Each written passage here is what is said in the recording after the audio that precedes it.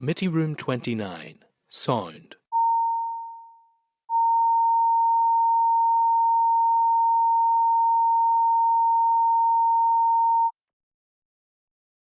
Committee Room 29, Sound.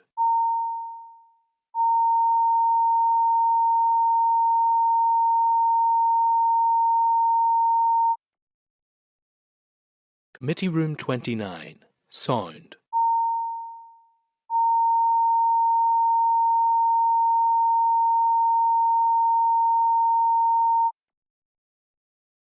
Committee Room 29, Sound.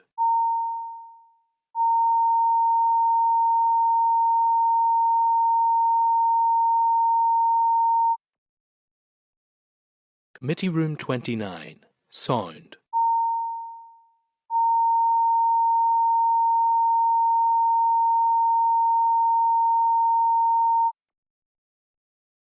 Committee Room 29, Sound.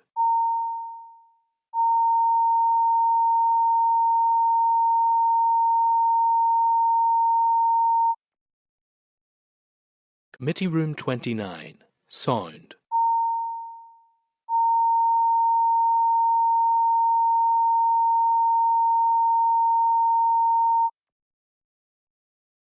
Committee Room 29, Sound.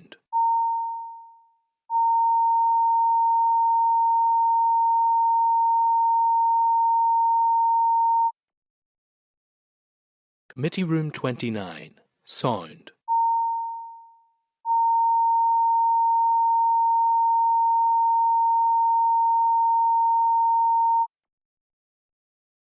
Committee Room 29, Sound.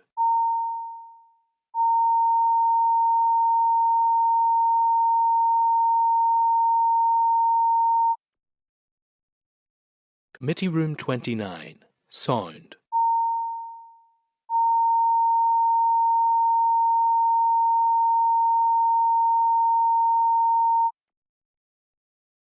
Committee Room 29, Sound.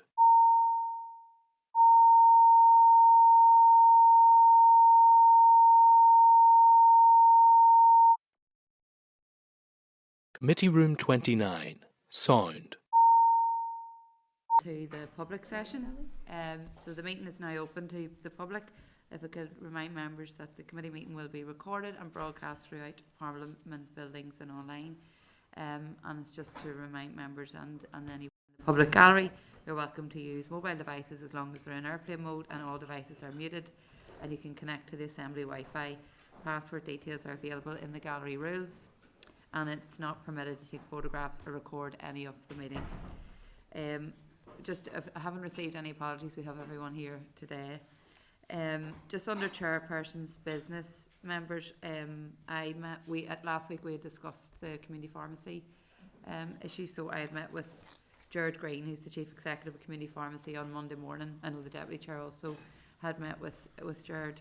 So I was just to ask members if they'd be content to invite representatives from community pharmacy to come and brief the committee at next week's meeting, because I think it is a pressing issue and it would be good if we could do that. I think we have some availability, so are members content to agree that?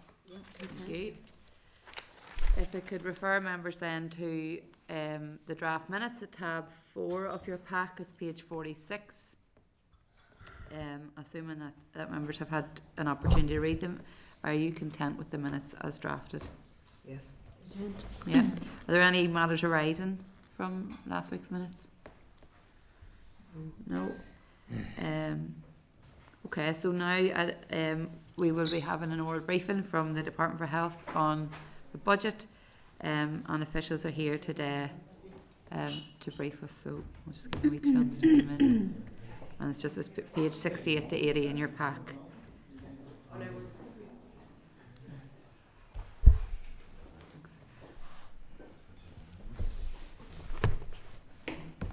Do you want to switch? Sorry, do you mind if we reorganise ourselves a little bit? No problem. You work great. Just while everyone's getting ready, just remind members we have about an hour and 10 minutes roughly for this part of our session, because we have quite a lot to get through, and I want to get as many questions in as possible. So it's just if we can ask members to come to their quick questions as quickly as possible, to allow everybody a fair chance to get in with their questions, and allow the officials to respond, as if everyone's happy, and that just to be mindful of that.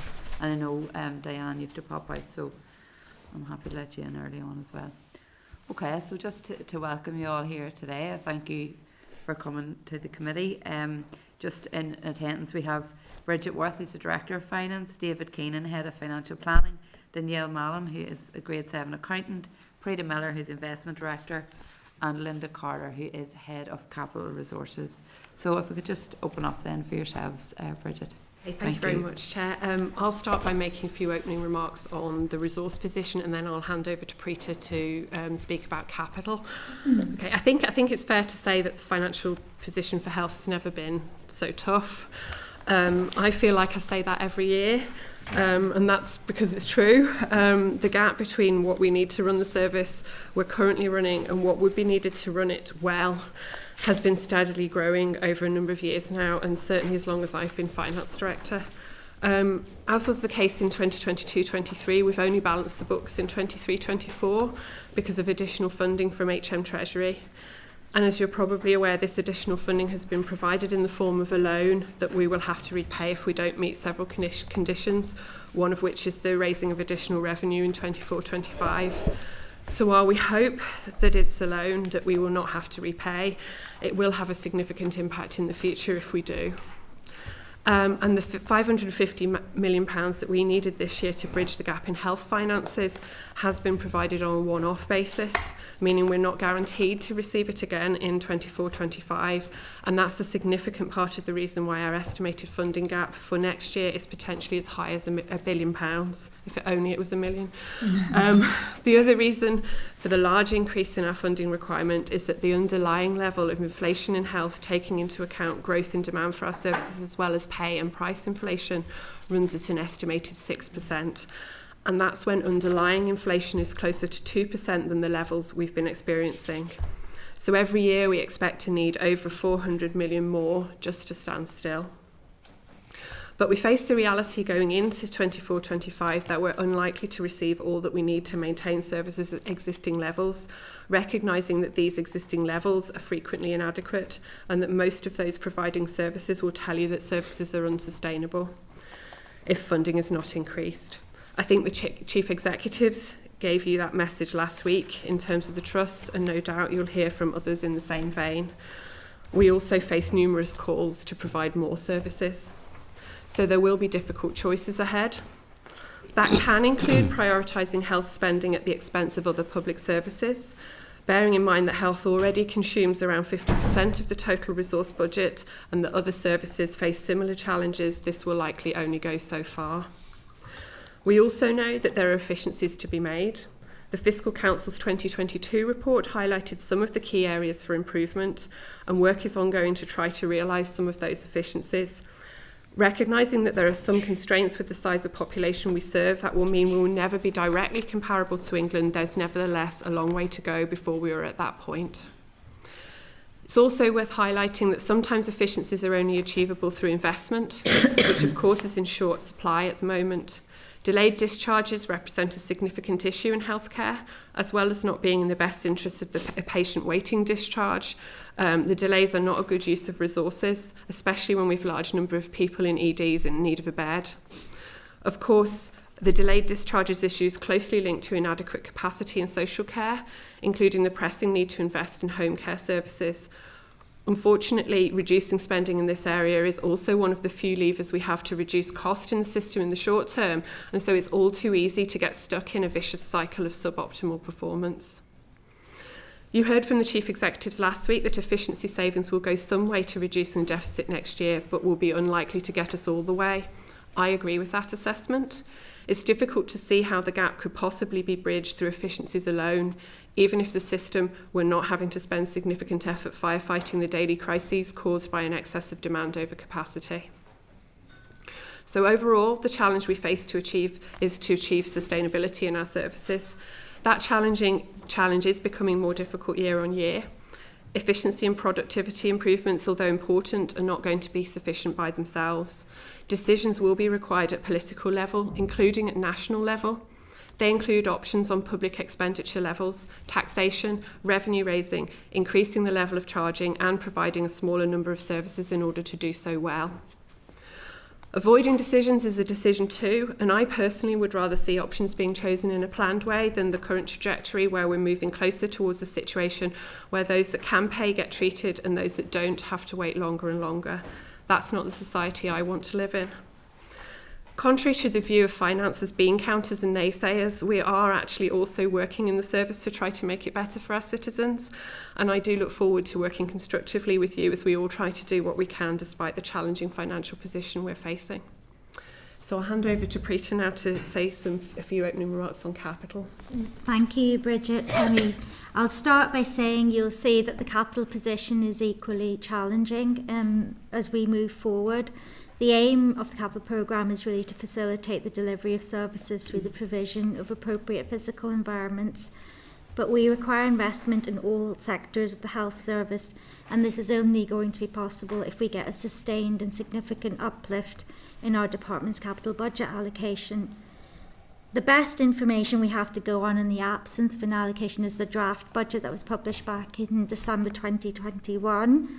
That was £368.3 million and would leave us £54 million short of our flagship projects. So it would only allow us to fund our flagship projects' contractual commitments, contribute funding to maintain the estate, including NIFRS and NIAS fleet and estate, allocate funding from pandemic flu, research and development, leases and investment in GP practices. And after we do all of those that are deemed to be inescapable, we're £54 million short.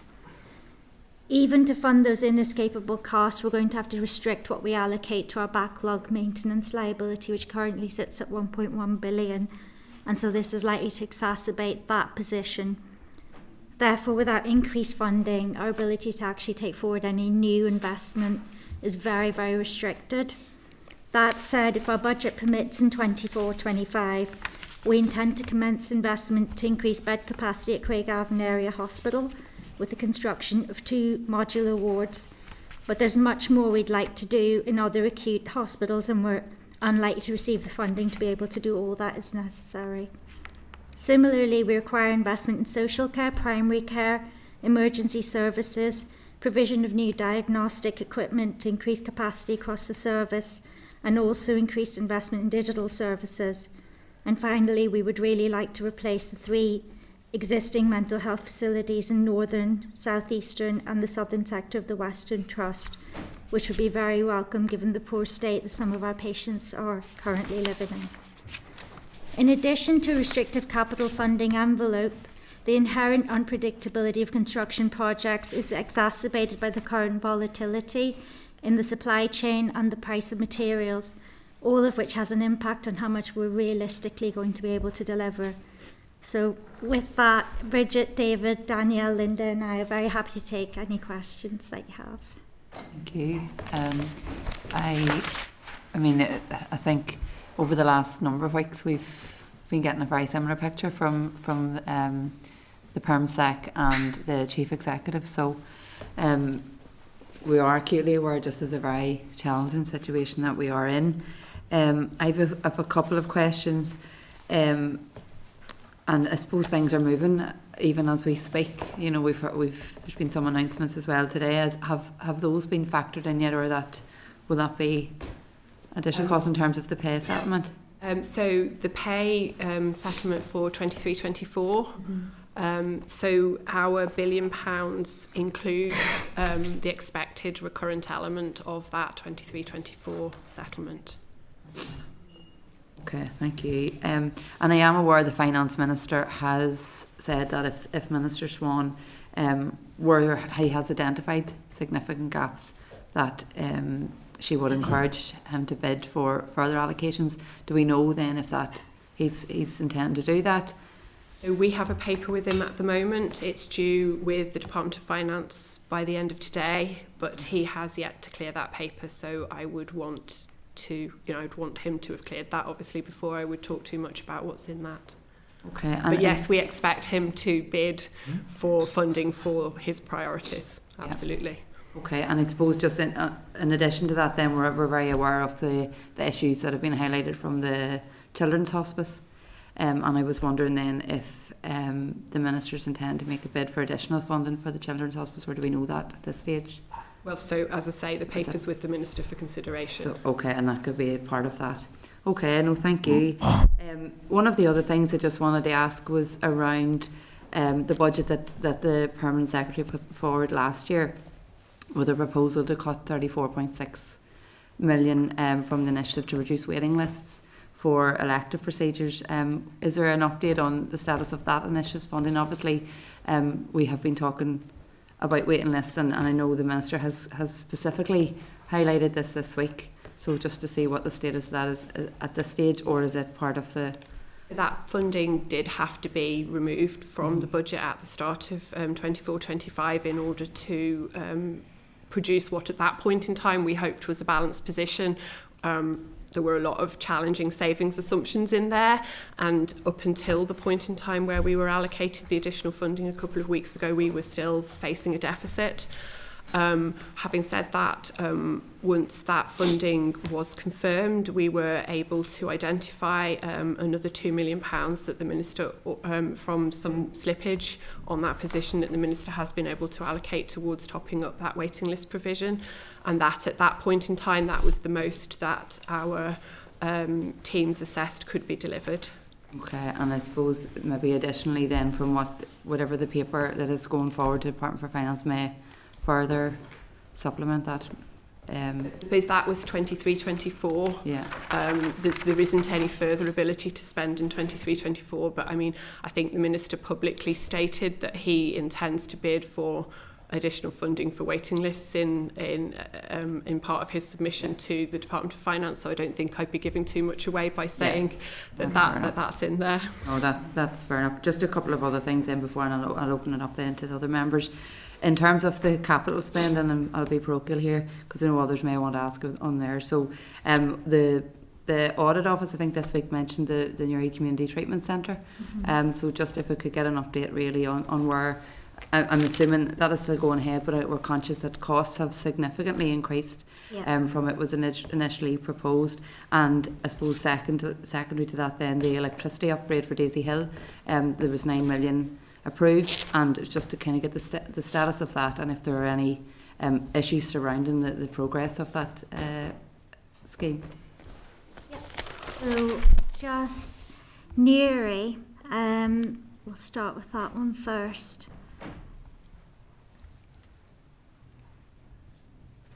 So the strategic outline case was submitted by the Trust for Newry, and the OBC for the main works is currently ongoing review for that project. So its estimated start date at the moment is July 25 with an estimated completion date of August 27. It was done by ministerial direction originally, and it was supposed to be done via third-party development. But what happened was in November 21, the preferred bidder basically called out its financial viability for them and offered us the opportunity to buy the site, which we have done. And so it is now basically a case of it undergoing an OBC review. The total capital cost now expected to be around 79 million. But yeah.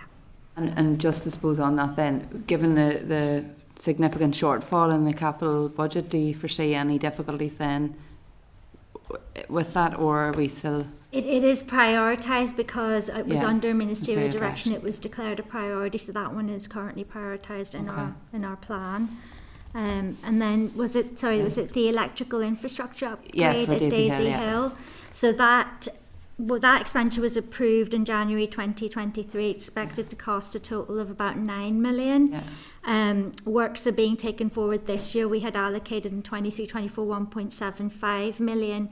And what I can say is we would very much like to continue to fund that into 24-25, but as I say, in the absence of getting a capital budget settlement, it's very difficult to know what position we're going to be in, because we're speculating, and as I said, we do have a shortfall just to meet our essential services. But similar to what Bridget says, there is a sub with the Minister at the moment, and as part of that some bids will be going forward to DOF, and a lot depends on the settlement we receive.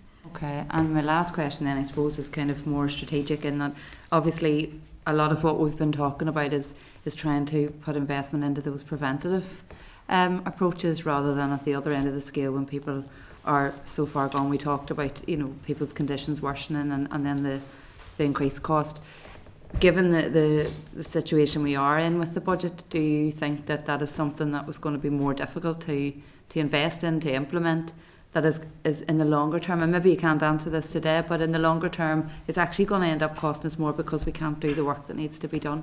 The short answer to that is yes. I think that's our challenge, and I mean not just in Northern Ireland, but you know, in health systems across the UK, Europe. You know, how do we invest in the upstream when we're facing such challenges in the here and now? Is the challenge, is, you know, where do you get the money from to invest in the upstream? Yeah, and I suppose then we're constantly on that firefighting, reactionary approach, which isn't going to get us any further than what we'd really like to be doing. Look, thank you for that. I'm going to open it up now. I have Diane first and then Danny. Thank you very much, Chair, and I appreciate you letting me in early. Thank you for coming to see us, and I think first of all it's important to say that we do recognise that you're not just simply managing money, you are passionate about the service you work in, and we all recognise that and take heart, even though the questions might be awkward, but you know, we do recognise that. Talk me through the 1 billion needed to stand still, so that we understand exactly from the point of view why you're saying you need 1 billion to stand still. Okay, so there's around about 450 million of that is pay. So we estimate that the recurrent consequences of the pay settlements that are being negotiated at the moment will cost us about 300 million next year. And on top of that, we've forecast another 150 million. Now that does assume a 3% pay uplift. Now that may or may not be an appropriate amount, but you know, that's our budget assumption, that's what's built in at the moment. But again, we will be guided obviously by the recommendations of the pay review bodies and by affordability on that. So that's 450 million, so that's a good chunk of it. Beyond that, there's brought forward deficits, so there's amounts in there for, I mean, I think Neil Gukian last week mentioned, you know, the potential size of brought forward trust deficits, and then on top of that, what's that likely to be? So, well, I suppose we're still in conversation with the trusts. They have given us a number, and we are having a conversation with them about how much smaller that number might become. So in that billion, there's roughly about 200 million for trust deficits, but I know the trusts number that they have given us is 315. So, you know, we are making a bold assumption there that work with trusts will enable us to bring that figure down. So, you know, that is, you know, ongoing conversation. And then above that, the rest is new pressures that we've identified. So again, we talk about non-pay inflation, demand growth, some legal commitments. So for example, a lot of our contracts with the likes of domiciliary care providers, care homes, would a lot of people would be on the national living wage. So that the increase in the national living wage, we estimate that's going to cost us about 60 odd million, and there are other pressures in that space as well. So that's broadly the rest of the balance. It bringing us up to the billion. But when once we've submitted our formal bid to the Department of Finance, we can provide you with a full breakdown of what's in there. Okay, that would be brilliant. So again, just for clarity, for the committee, the budget deficit that you mentioned that you had a one-off loan to pay for, how much is that? So that so by the end of the financial year, we were in and around the 150 £150-ish million mark. But some of that was made up of one-off costs.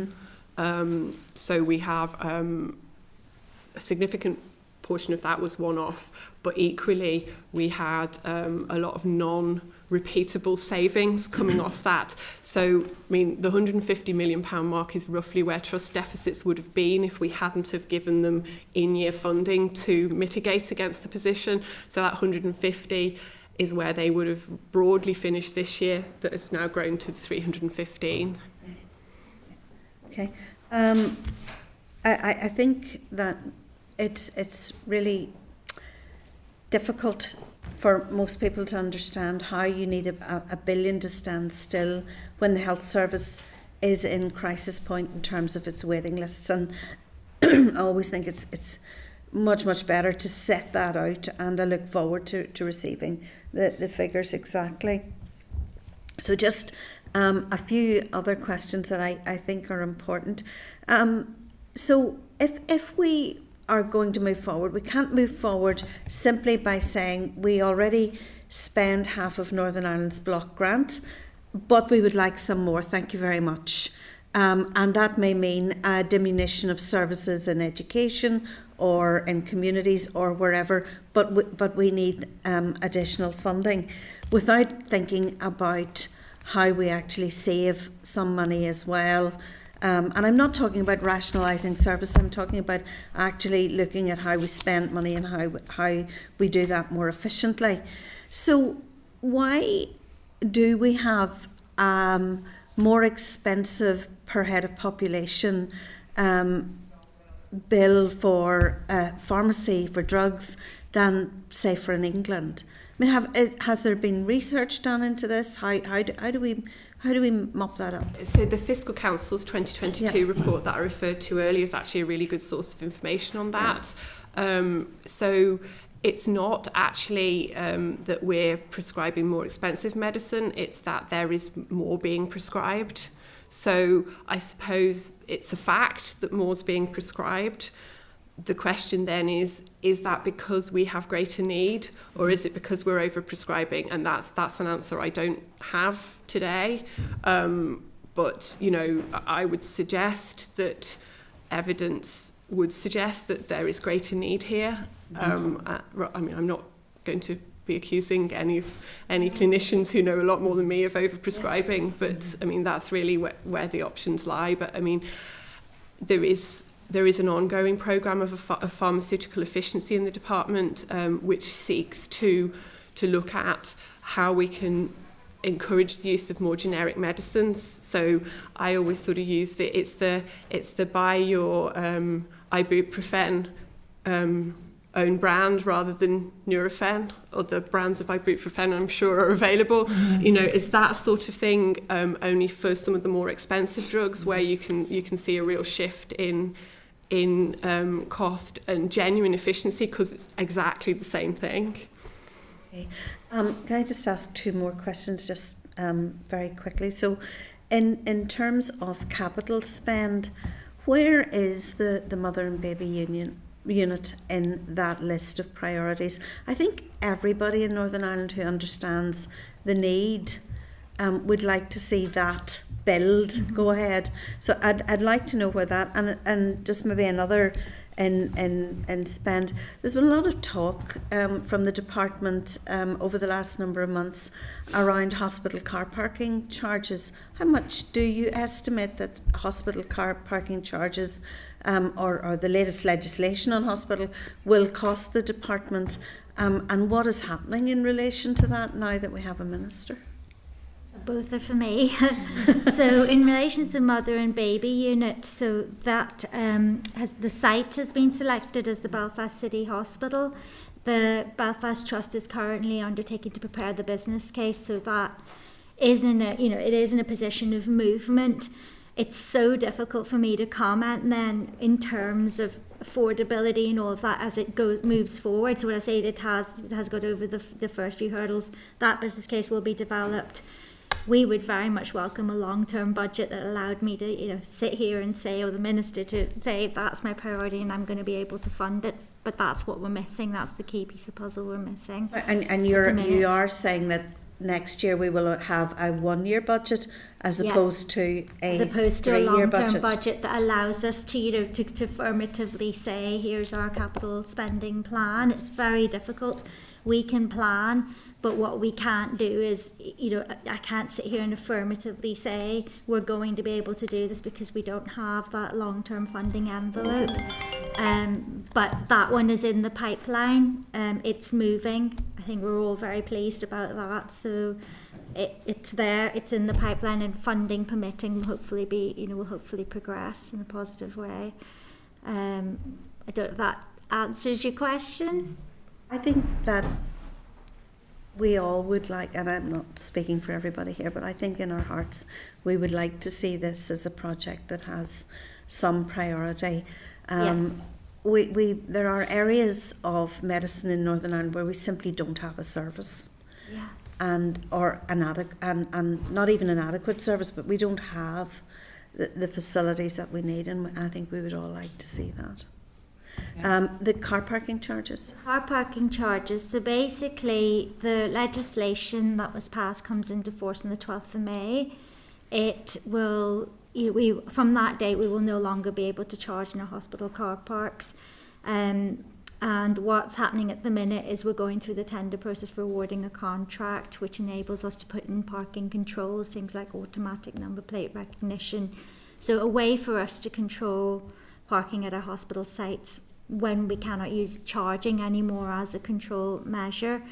And the estimated cost around that, it's about £5 million in capital. That will be a one-off expenditure, that's across all sites. Across all sites, and that will likely hit next. So that will be spent next year. Some smaller amounts have been spent this year, but there's roughly 4.5 to 5 million that will hit in the 24-25 budget year. To implement barriers and things like that. And then in terms of revenue, currently our car parks cost about £9 million per annum to run. So that's everything that's in the rates, the maintenance, everything that's incurred in the cost of running the car parks. Currently we raise about £7 million in revenue, which offsets, largely offsets that cost. We have a small deficit. Which I think pre-legislation we were going to look at the charging regime to try and even it out so that the car parks were cost neutral, and we wouldn't then have to be allocating from the main budget to cover those costs. When we lose the ability to charge, we will have to fund it'll be a £10 million cost, because we're going to have to invest a bit more in terms of parking controls, and we have a contract with a contractor who will then help us with the ANPR in terms of controlling parking. So the costs will be about £10 million per annum to run, and that will have to be found from within the revenue budget. Thank you. Danny? Chair. Thank you, Chair.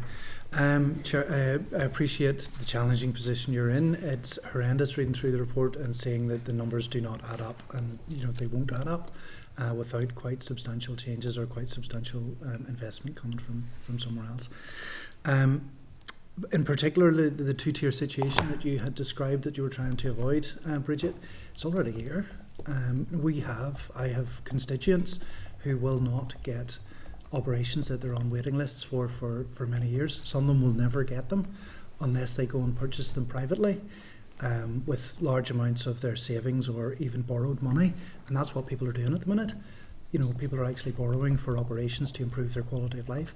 In some cases they have horrendous quality of life. They're living in pain, not being able to mobilise around their houses, suffering from mental health issues because of routine operations that they're not getting for years.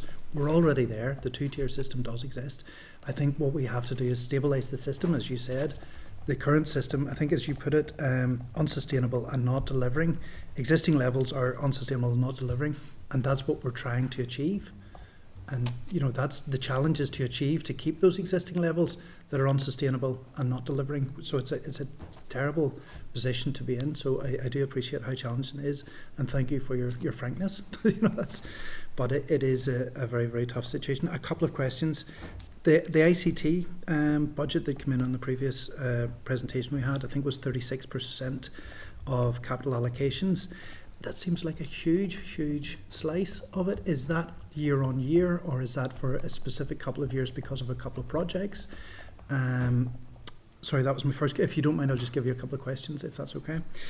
And the other question just related to waiting lists. Waiting lists are a huge issue for all of us. You know, we all have constituents who, I think it's 500,000 people in Northern Ireland are now on waiting lists, which is a quarter of the population, which is horrendous. So the question just about waiting lists, I know the Health Minister had suggested that he wanted 200 million to tackle waiting lists and 80 million to tackle for cancer, both in a single year. Just wondering, is there any breakdown of how this money is going to be used and how they're going to tackle which waiting lists, which areas of waiting lists? Is it, you know, electives? Is it orthopaedic? Is it red flag? Is it anything in particular you can give us on that? Thank you. Want me to start You with go Encompass? You breather.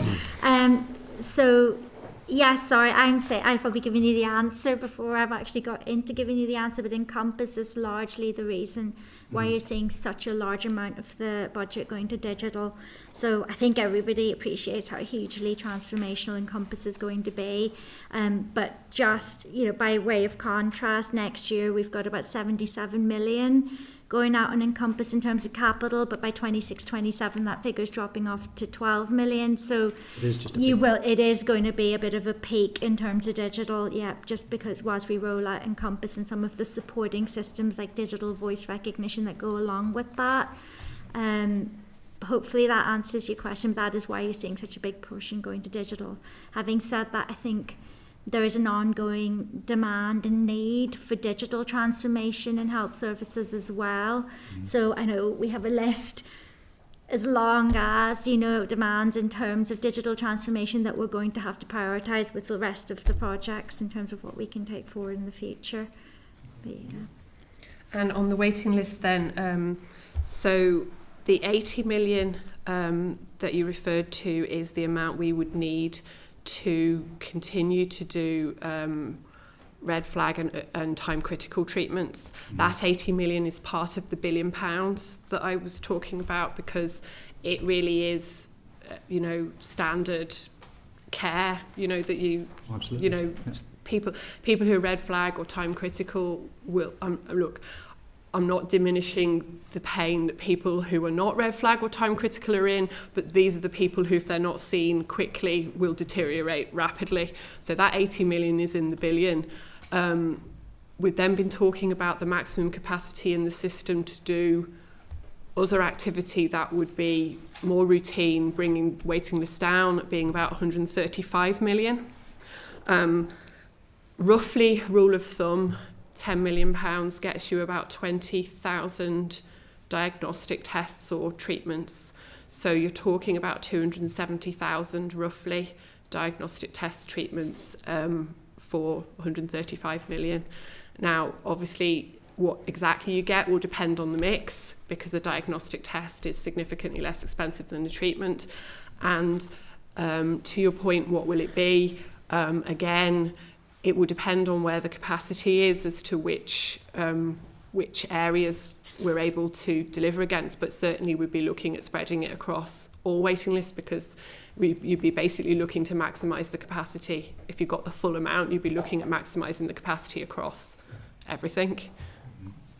But then there's varying levels of capacity and varying specialties. So I think until we got confirmation of the money, there's a detailed piece of work would then need to be done to say, well, how would we spend it? And there's a balance there between not doing a piece of work that would be nugatory if the funding isn't Would be there, would be a waste of time.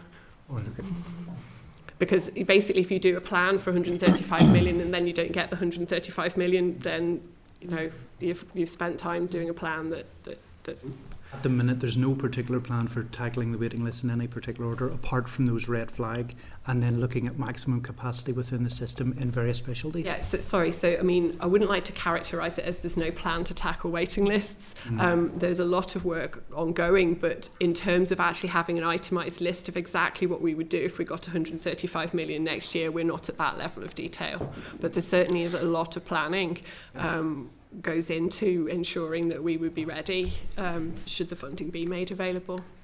And the maximum capacity that you're looking at, that it would include what's available in the private sector, the independent sector as well, Yes. and in the independent sector within the Republic and GB. I'm not sure on that second point. I'm advised that that's the maximum we think would be achievable. I don't quite know exactly how far they've drawn that line. No problem. Thank you. Nuala? Thank you. Thank you very much for your presentation. It was very helpful. Of course, it's very difficult times, but it's important that the leadership is provided, and now that we have a minister, that leadership is provided moving forward. We did hear a lot this week from the minister in public forum rather than in the Assembly chamber, and that's not the fault of yourselves, but when it does come to actually driving forward health agenda, particularly when it comes to waiting lists, cancer treatment, it is helpful for the minister to work with the Assembly, but that's why I wanted to further highlight the announcement that was made on television, I think it was yesterday, around the 200, I could be wrong, Danny just touched on it, 280 million for cancer, and we know we won't have the breakdown, as you've just said, until agreed whether you'll get that money at all, but is there an overlap between the two separate ones in terms of the waiting list and the cancer? Like, where exactly does the overlap come in there? Is it red flag for us sit in waiting lists, or do they sit within the allocation for cancer? So I don't think it's 280 million. I think it's 80 million and 135 million, which gives you a total of 200. So I think that's my understanding of the numbers. Okay, well that makes it clearer then. Yeah, so the 80 million then is for the red flag and time critical, and the 135 million then would be for more routine waiting list reductions, if that makes sense. That does make it clear. I think that's why it's important that these things are done maybe perhaps in the Assembly chamber rather than in a public forum, and I look to the chair, and it's something we could perhaps discuss afterwards as well. But in terms of a few of the other figures that were noted in the presentation, before we get to that, I wanted to ask, Diane mentioned the mother and baby unit. I want to talk about the maternity unit at the Royal Hospital, in terms of where we are with that, and whether the actual investment in that building itself is now fit for this day and age in terms of the bed capacity, and what is actually running out of the old maternity unit, and once it transfers, will it actually meet the need now, given it is some time from that's moved on. So I have another question, but I can ask that after that. Yeah. Maternity. The maternity. So the maternity hospital is due to be handed over to the trust at the end of March. I know that there's been some issues in terms of water testing that have basically caused a bit of delay in that handover, but are hopefully under control, and the latest information I have is on target for handover at the end of March, and then I think it's about 12 weeks, isn't it, till it's operational and open. Yeah, it is, and then but we still have a link bridge to build between the maternity and the critical care, because the top 3 floors of the critical care will be maternity wards. So that once, apart from neonatal babies and their mothers, they will stay in the maternity, but all other mothers will go across this new link bridge and up into the top 3 floors of the critical care building. I think that will be, I'm sure the public, and especially expectant mothers, will be excited that it is soon to be handed over. But has there been an assessment as to whether at handover stage it is now fit for 2024 numbers in terms of intakes when it comes to pregnancy?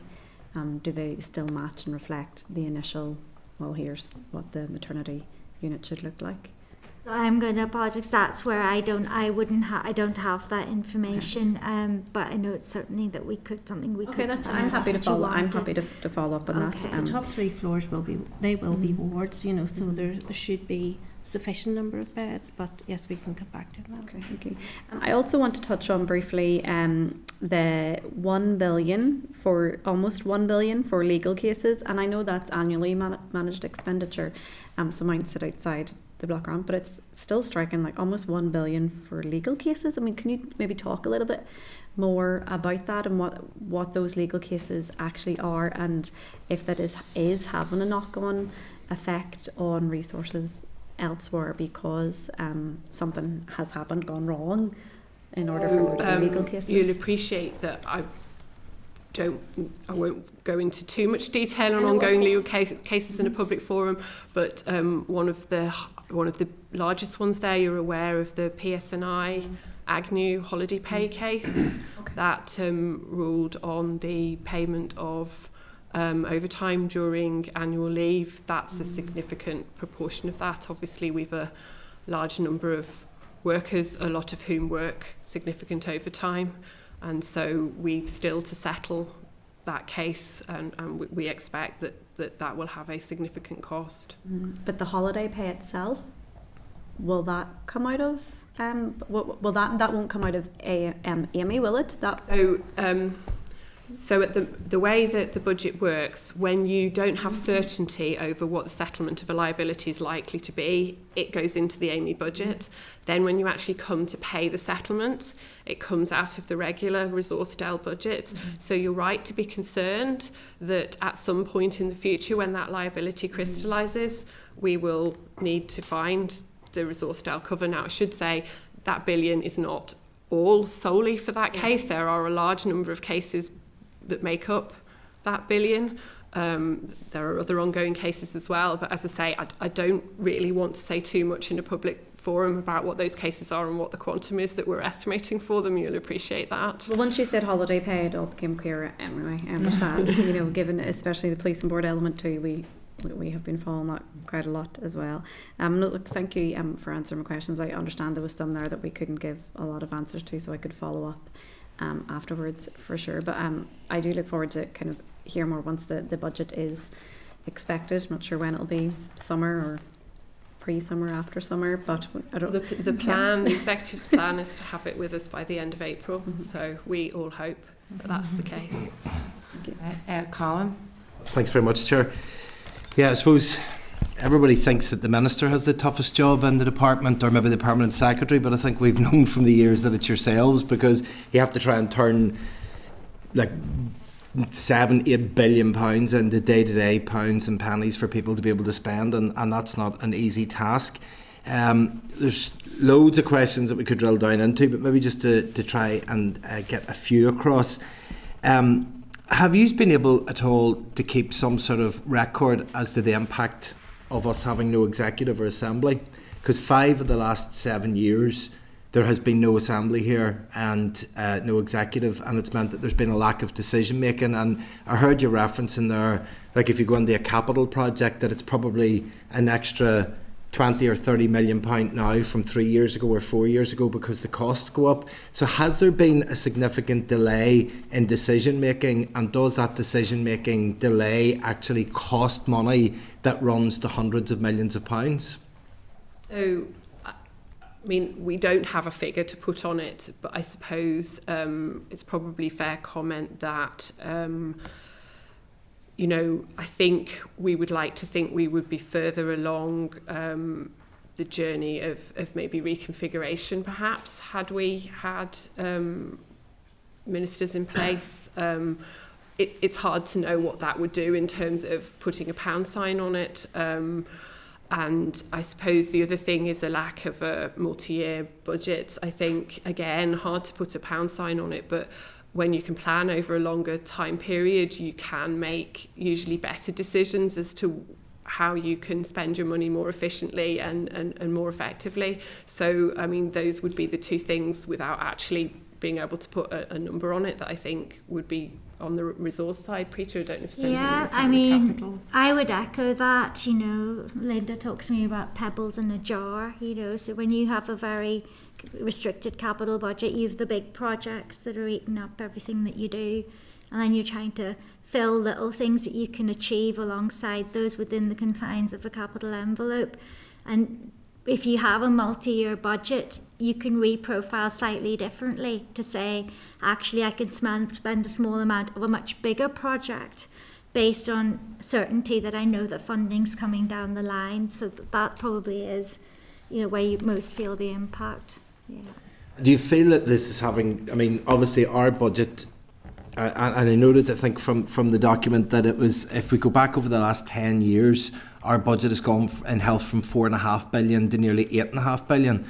That's doubling in 10 years. Is that normal and consistent with other jurisdictions and their health budget?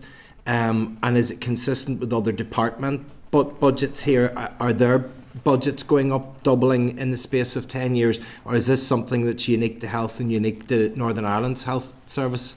So I can't give you a precise answer on all of that, but I mean, it's back to the 6% inflation to stand still. So, we do require a substantial additional amount of money. And I suppose in the early part of those 10 years, we were able to make efficiencies that were enabling us to manage maybe with a 2 or 3% growth in budget.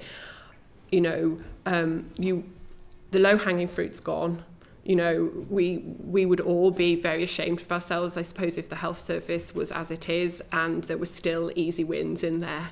So, it's hard now. It's really difficult to make efficiencies in, it's not that the efficiencies aren't there, but they're not easy. It takes a lot of effort to extract them.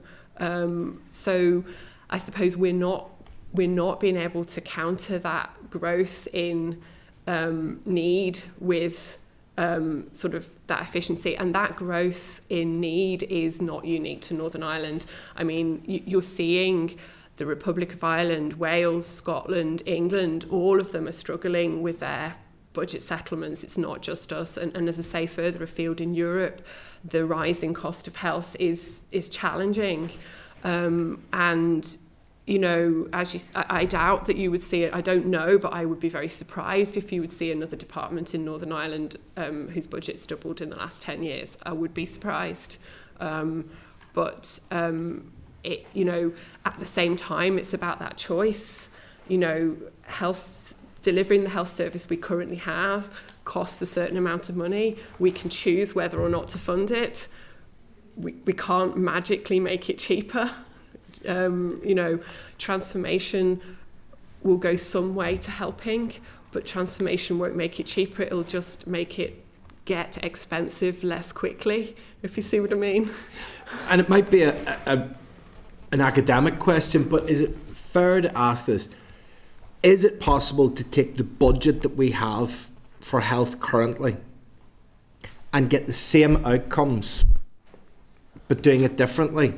Or is it possible to do it for less money and get the same outcomes if we do it differently? I mean, it's a very much an accountant's perspective of it costs us X amount of pounds to do it now. It's going to raise by 5% every year, so we need 5% more money every year. But if that's not possible, is there a way of spending less on health and getting the same outcomes that we get now? Or what one would hope you'd be able to do is to spend what we're spending now and get better outcomes? So it's complicated. I'm going to try and I'm probably going to tie myself in knots trying to say this. We need investment in order to release some of these efficiencies.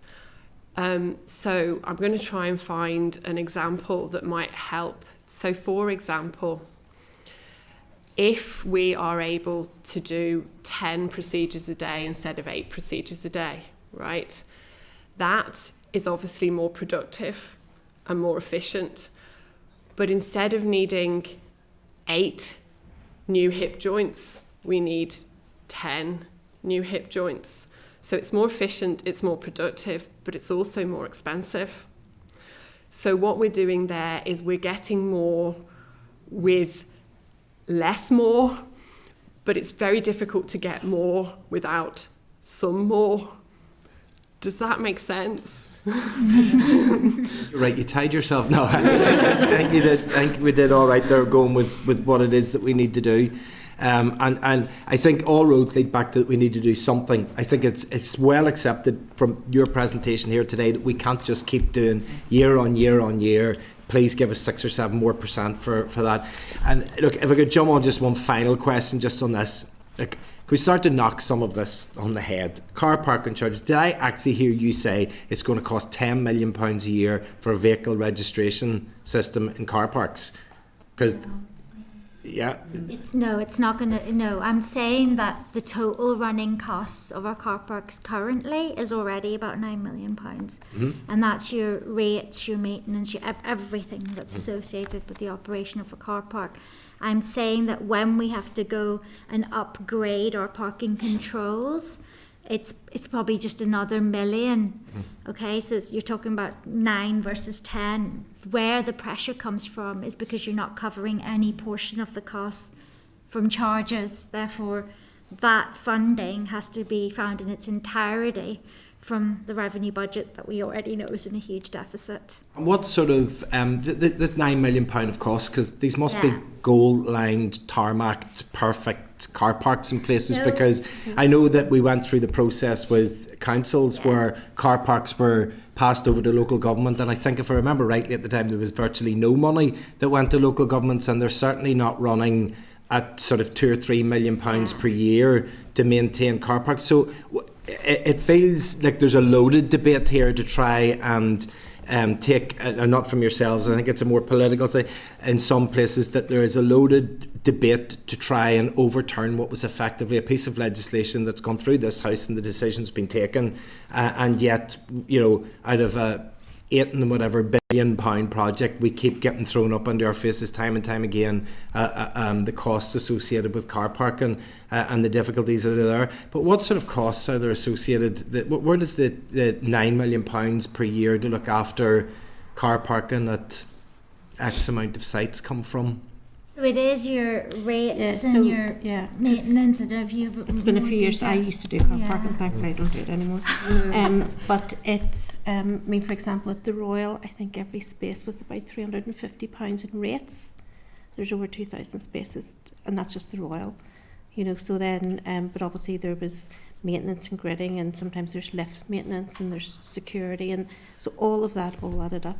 And not all hospitals charged for car parking. 3 of the trusts didn't charge their staff, but yeah, so it was rates and things like that was quite significant. I think maybe we look forward to maybe trying to get some sort of detailed report on this, because I think it just seems to be an awful lot of money for car parks that doesn't seem to be borne out in other organisations, but we can check it out. Thank you, Chair. Yeah, Linda? A lot of what I was going to ask has been covered, to be fair, so much of what I want to ask is now for the Minister. To be honest, just out of what has been discussed today, one of the things I do want to ask is, when might we see the capital plan? I know that it has said here that 2 modular buildings for Craigavon are in that plan, but are those temporary? Are those interim beds, or are those a more permanent? Are we talking about modular as in temporary structure plan to move when we get some new addition onto the hospital, or what is? So no, we can't. I think we should clarify that it might not be modular. So it's subject to business case. They will go through all the options, and they will look at what they think is the best solution on the site. It may be modular. It may be a permanent build, right? But what this really is what they call phase 0 of the redevelopment plan. So they need these as a decant facility for the further redevelopment. So it's definitely, you know, it's starting basically to get into the Craigavon Area Hospital redevelopment plan. Okay, so this is just a decant process. This is not, they're not actually additional beds? It is 36 additional beds, yeah. So it's to provide additional bed capacity, but I think you're asking, is it a temporary thing before the permanent build? And what I'm thinking is it's part of the longer term build, because they will need this capacity in order to facilitate further building of, you know, further redevelopment of the Craigavon Area Hospital. I'm sorry, I'm still not clear. Yeah. So are these 36 additional beds, Yes. additional to what's in the hospital already, they're nothing to do with a ward being cleared and not then used? No. So these are 36 additional beds on top of what they may currently use some have. of them at the Yeah. minute, but also what they've said is, so every time they do, so that phase 1 is going to take about 10 years to build. but they will use that as a decant facility. You know, so all the patients will go into and whether or not it is a permanent build or modulars, but modulars can last 20 to 25 years anyway, you know, so when you're inside them, it looks like you're inside a hospital. And so that's what that will be, a decant facility for the future phases of. At some point I would like to see what is actually planned for Craigavon, and again I am being parochial in terms of Southern Trust, but I'm being parochial with good reason, because Southern Trust has been neglected. Craigavon and Daisy Hill both, but Craigavon in particular, you know, in terms of that additional space, a lot more services are being directed towards Craigavon, but nothing, no capital investment to go along with it. And I mean, the report around the COVID and the additional deaths because of the facilities just says it all, you know. So for me, that is a big concern. So I'd like to see that at some point. I know obviously you can't talk about what's in the paper today, but has there been any conversations with the Minister around the possibility of the indemnity cover for GPs? Is that something that you can tell us? So I know it's a high priority within primary care, but I mean, it would be additional to, you know, if we were to spend any money on that, it would be additional to the £1 billion. Has it been costed? So I don't have those details. I know there's work ongoing on it, but I don't know whether they've arrived at a cost. I ask that goes back to the department, that we would like to know if it has been costed, if it's going to be costed, if there's any consideration of it at all. There's definitely work ongoing. I just don't know the detail. No, that's fair enough, and I know that is obviously more something for us to ask the Minister as well. Just the only other question that I had was in relation to, and to be fair, it's a statement even more than a question, and it's in the back of what others have said and what Colin has said and Deanne and others and everybody probably in the room has said. If we keep spending the way we're spending on the things that we're spending on, then it is going to keep getting dear. It's how are we going to move to the point of, as you said yourself, Bridget, the upstream stuff, because we can't keep going on the way we're going. And if we're not doing the preventative stuff, and we talked about low-hanging fruit, but all the low-hanging fruit that is being, I suppose, the funding has been removed from, is all the stuff that stops people from ending up in our hospitals. It's all the early interventions around mental health. It's the early interventions around coronary and heart disease and different types of cancer. So for me, I just think that we really need to get a focus in terms of how we're spending into the department on how we do the preventative stuff. And I know it's not easy, because I accept what you're saying. You can't do that while you're still dealing with all of the, you know, what you have to do. So there is a need for additional investment, but I think that we at least need to see what is that going to look like? What could it look like? What would it look like? So we're keeping people alive, but we're not keeping them well. We're just keeping them alive with not a very good quality of life in some circumstances. So I suppose for me it's just saying this is where our thinking, certainly mine, and I think by listening to others, where our thinking is at the minute. So if we can just get that sort of more into, can you just tell me, this is my final question, Chair, so apologies, the holiday pay, out of that £1 billion, how much is of that is the holiday pay? Do you know? I know, but I'm not going to give you a figure in open session. Fair enough. Because there's an ongoing legal case in place. Fair enough. No, that's perfectly fine. Totally understand that. Thank you, Chair. Yeah. Orlea. Thank you. Thanks very much. So just quickly on the maternity hospital, that's great news that the handover is due to take place at the end of next month. And it's maybe not a question for yourselves, because I know you're obviously here just to brief on the finance, but was there any issues with that? I know there was problems around the piping and the water system, but that's going way back to a couple of years ago was the first that I heard about that. And I know that it was scheduled to open a lot sooner than what it has. And I had heard through staff that it was actually down to a staffing issue, that they couldn't properly staff it. Have you had any similar feedback or updates, or no? No. In regards to the delays, because I'm not sure if there's a cost to the delay in terms of the hospital opening. No, it was it's largely the water, and the water it has been, it has been good. They have to take readings. They have to be within certain parameters, for it to be safe to put patients into the hospital. And those have steadily come down over time, and so it's got to a state now where we remain confident the handover will take place at the end of March. Okay, no, that's great news. Because I know that the maternity unit in the Royal is under any time that you're down. Or I'm sure we all have family members, or we've been through it ourselves, and I know that it's under extreme pressure to the point of people are going to other hospitals to have their baby. So I'm really pleased to hear that for around the new hospital. See the mother and baby unit as well.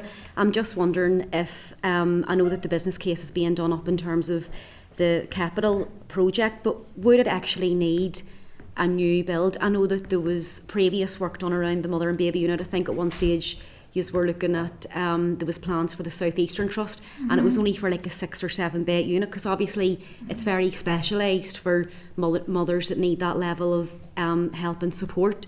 So is it a given that there will be a capital cost to this new unit?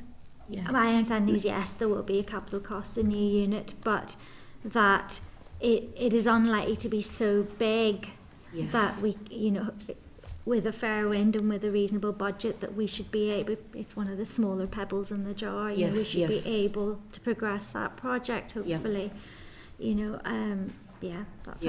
good. Hopefully that is the case. Yeah, consider all the options. Yeah. So we can get it delivered. That's great. And then again, just sticking to the capital, Danny had mentioned the Encompass system, and I know when you're looking down the list in the briefing paper, it does seem it is a large sum of money. So that 173 million, see in terms of the breakdown of that cost, because it is such a lot of money, is there any potential for savings within that money, or is that guaranteed that all must be spent on the ICT systems?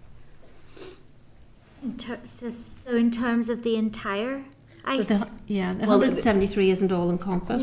There's a lot of other IT systems in there as well. That's just the total that we spend ICT. digital. Yes. Well, in terms of, I suppose, Encompass is the biggest sum of money. Is there any, because when we're talking about efficiencies and stuff, when you're looking at the big blocks of money that's set aside for issues like ICT, not taking away the importance, of course, but can you build in any efficiencies or savings throughout that process? I mean, I think the efficiencies come in the revenue side of things, but again, with Encompass, my understanding is, again, it will help us to be more efficient, but that doesn't it's back to if we're doing more procedures, that actually potentially increases cost, but the cost per procedure reduces. Yes. So, it's that sort of catch-22 where you can do more, but you're not actually saving any cash, but you're able to you spend a bit more and get a lot more for it, if you see what I mean. Yeah, no, of course. And I know it is important. Obviously the Encompass system's been a priority for a long time, with good reason.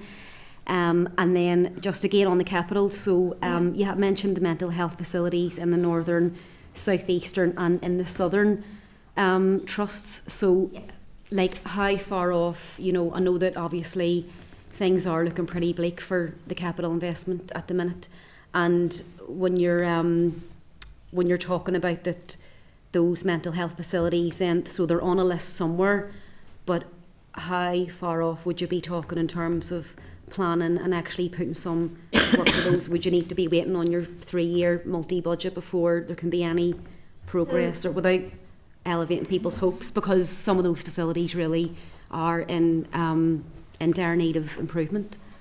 So the Southeastern Mental Health Facility, I know that the Trust has developed a business case and they're currently working with SPPG, that would have been the former Health and Social Care Board, just around the fine-tuning what the revenue costs associated with that capital investment will be. So that is in development.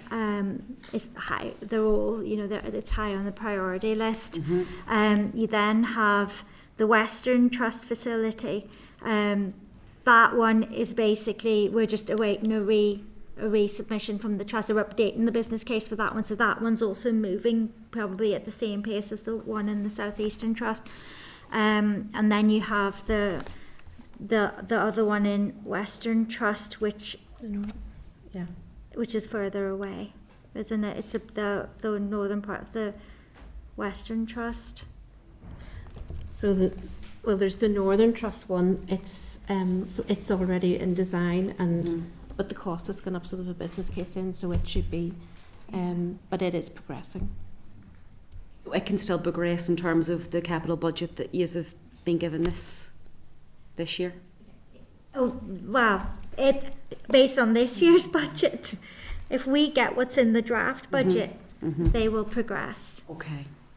Okay, they no should problem. progress. And then just one more, Liz, sorry, Chair. So in terms of the revenue, we obviously had the briefing from the chief executives last week, was that? We had the CEOs in, and the two big issues that come up in terms of, dealing with the crisis that the health service is in. I know we had a chat about this, but the two big things was the domiciliary care and the delays in getting people discharged and cared for, and the health inequality. So I know they're two huge issues, completely different from one another, and even the approach to how you start to deal with some of that in terms of a constrained budget.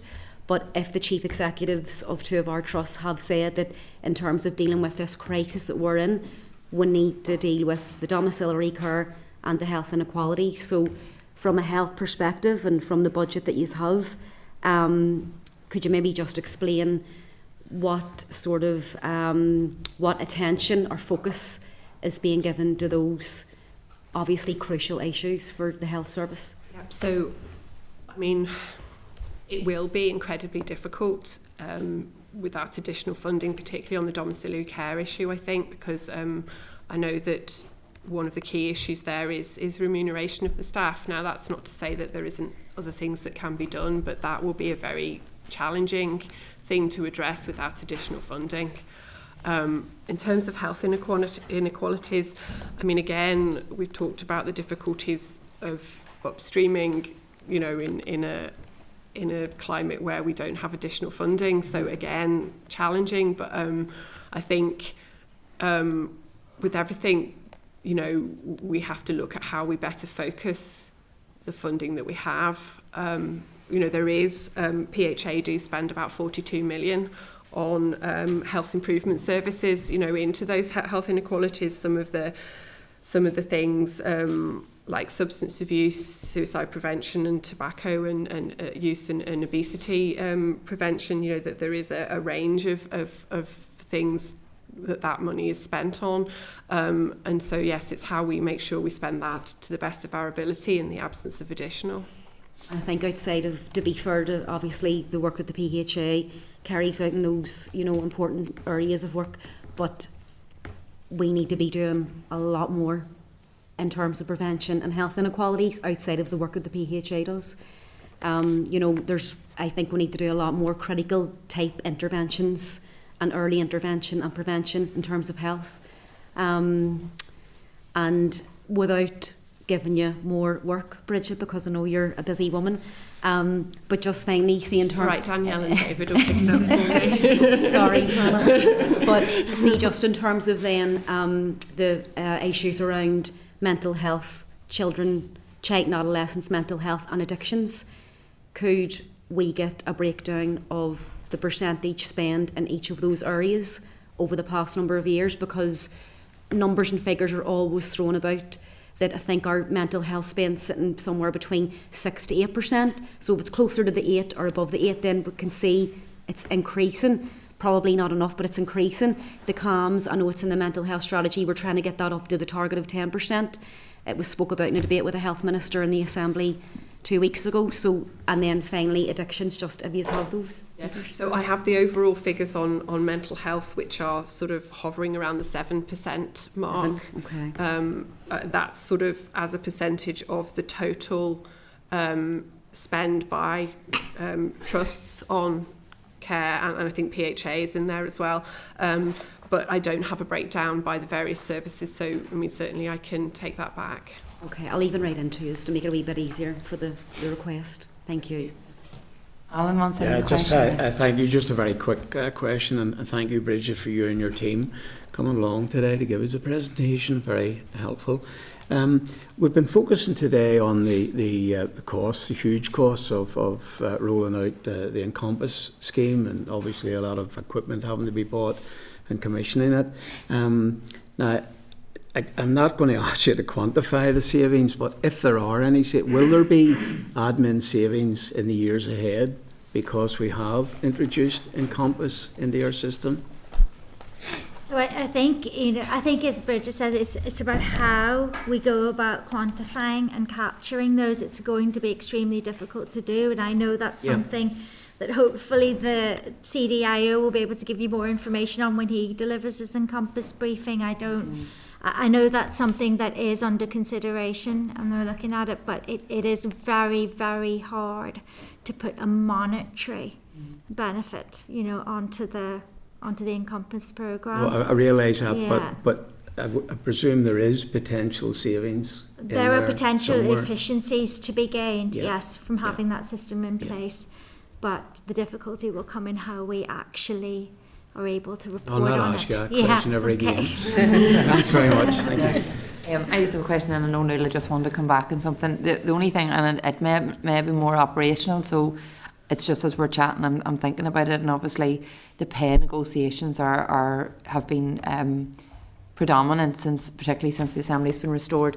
So if we're able to get to a stage where the workers are at a more acceptable pay level, and that makes those jobs more attractive. Okay, so we have a better chance of addressing the issues we have around workforce. Do you foresee, and maybe this isn't something you can answer today, but if you can look at it and maybe come back, do you foresee then that may help to create efficiencies elsewhere then, because we won't maybe need as many agency staff or locum staff in the longer term? Because I do know that, and correct me if this is wrong, but I do know things like spend on locums, for example, is much higher here than potentially England, Scotland, Wales overall spend. So, and I know there's negotiations going on around some of that as well, but I'm just trying to, it goes back to the preventative stuff, that if we can get that right and attract and retain more staff right across our workforce, because the pay is more equitable, then hopefully some of the other things that we've talked about here, and the firefighting and all of the stuff that we don't want to have to be doing, we want to be dealing with the core issues, then is that something you think that we could maybe potentially in the next couple of years start to reduce some of the overall spend that we will need, if that makes sense? I think the short answer is yes. Yeah. Obviously if we can attract and retain more staff, we would like to see, a reduction in agency spend. And, we've been very successful in moving away from off-contract agency, but, there's still a premium on that we pay for agency staff. So certainly that should help. Yeah, and suppose is that something then you think could help in, I'm really pushing the boundaries here, I know I am, but in a shorter term rather than a long-term plan, that we could see not quick wins isn't the right word, but you know what I mean, it's that we could see kind of the benefits of it fairly quickly. Well, I would hope so, but Okay. I mean, obviously it's difficult because, I think anybody who's working in the system would point out that this may be the 23-24 pay settlement, but they're due their 24-25 pay settlement on the 1st of April. Yeah. And, we're obviously facing into a very difficult budgetary situation. We won't have a budget, I don't think, by the 1st of April. So, obviously we hope that settling the 23-24 pay dispute will be positive, but, as I say, there will be people who will be saying, well, that's last year's, I'm now due next year's, and quite rightly so. Okay, thank you. I've Nuala and Linda, and then we'll conclude very quickly. Thank you. Thank you. Just a lot of the answers have, and I understand the analogy that you used earlier about doing 10 hip operations rather than 8, and it was a useful analogy, but I guess particularly for us, for a committee, it is about, whilst the spend overall over time still might increase as the population demographic changes, more people get older, etc. But actually it's about those health outcomes at the end that we want to see improved, and unfortunately at this time it's just something that we're not seeing. And one example is, I mentioned one of the first times I spoke in the Assembly Chamber was about cervical cancer, a cancer that we can actually eliminate. But then we're spending money on the review of the cervical cancer screening. So it is unfortunate where we are spending because of the way the system works. We can't improve the health outcomes, but it can. Overall, I understand that whilst it's not always just about saving money, it's actually about the way in which we use it and ultimately about the health outcomes. But one of the aspects for us as a committee, and for me in particular, that I find is important is the transparency in how that money is used.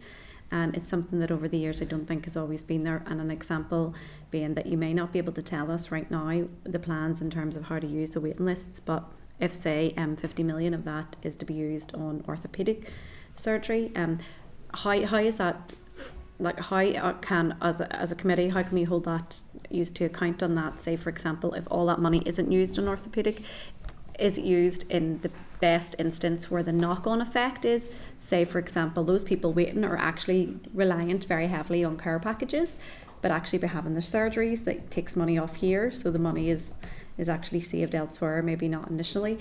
But in terms of the transparency of that, because we don't know if it's exactly being used in those procedures that it was first actually assigned to, at what point does it come into the system in terms of the committee that where we can actually see the money's being used for what it was earmarked for, or the next priority that has the best knock-on effect for health outcomes, but also for reducing service elsewhere. Okay. I'll try and unpack that. So I think in some ways the waiting list initiatives is very easy to be transparent about. So, if we were to get 135 million, I think it would be right that you would expect, and here's me dropping my colleagues into it, I think it would be right that you would expect a plan for how that money would be used, and you would expect to see progress against that plan as the year went on. And that's what we see with the waiting list initiatives. They're actually very easy.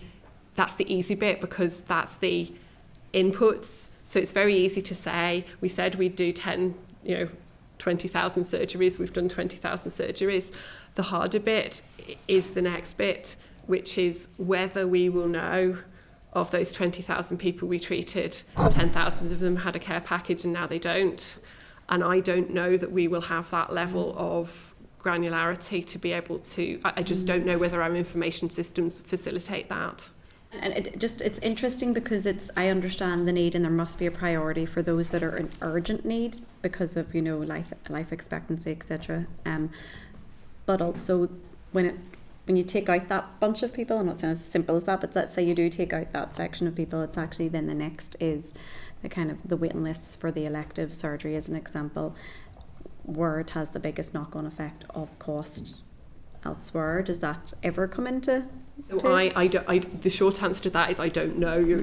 I don't know beyond that. First, it's the urgent. Okay. I know there's often with the waiting list initiative money a focus on long waiters, which is different from the long waiters as opposed to necessarily the people who are in most need. But there has been in the past some focus on making sure we're getting the people who've been waiting a really long time. But that's a decision for the minister if and when we get the money as to where that money is targeted. But if you want to know what the general process is around that, I think you've probably got colleagues coming up who'd be better placed to answer that question than me. Thank you. And Linda, just finally. Just in relation to the nursing and midwifery undergrad places, just if we're talking about trying to, what Liz is talking about, that we can retain and attract new staff. If they're not trained, we can't attract them if they're not there, if they don't exist. So we know that trusts are investing heavily in bringing staff in from overseas, and I have to say I have no objections to that whatsoever, because they are trust recruited staff, at least they're permanent staff within the trust. But if we're not training people here, there is an additional cost to that as well. It's not the same as banking.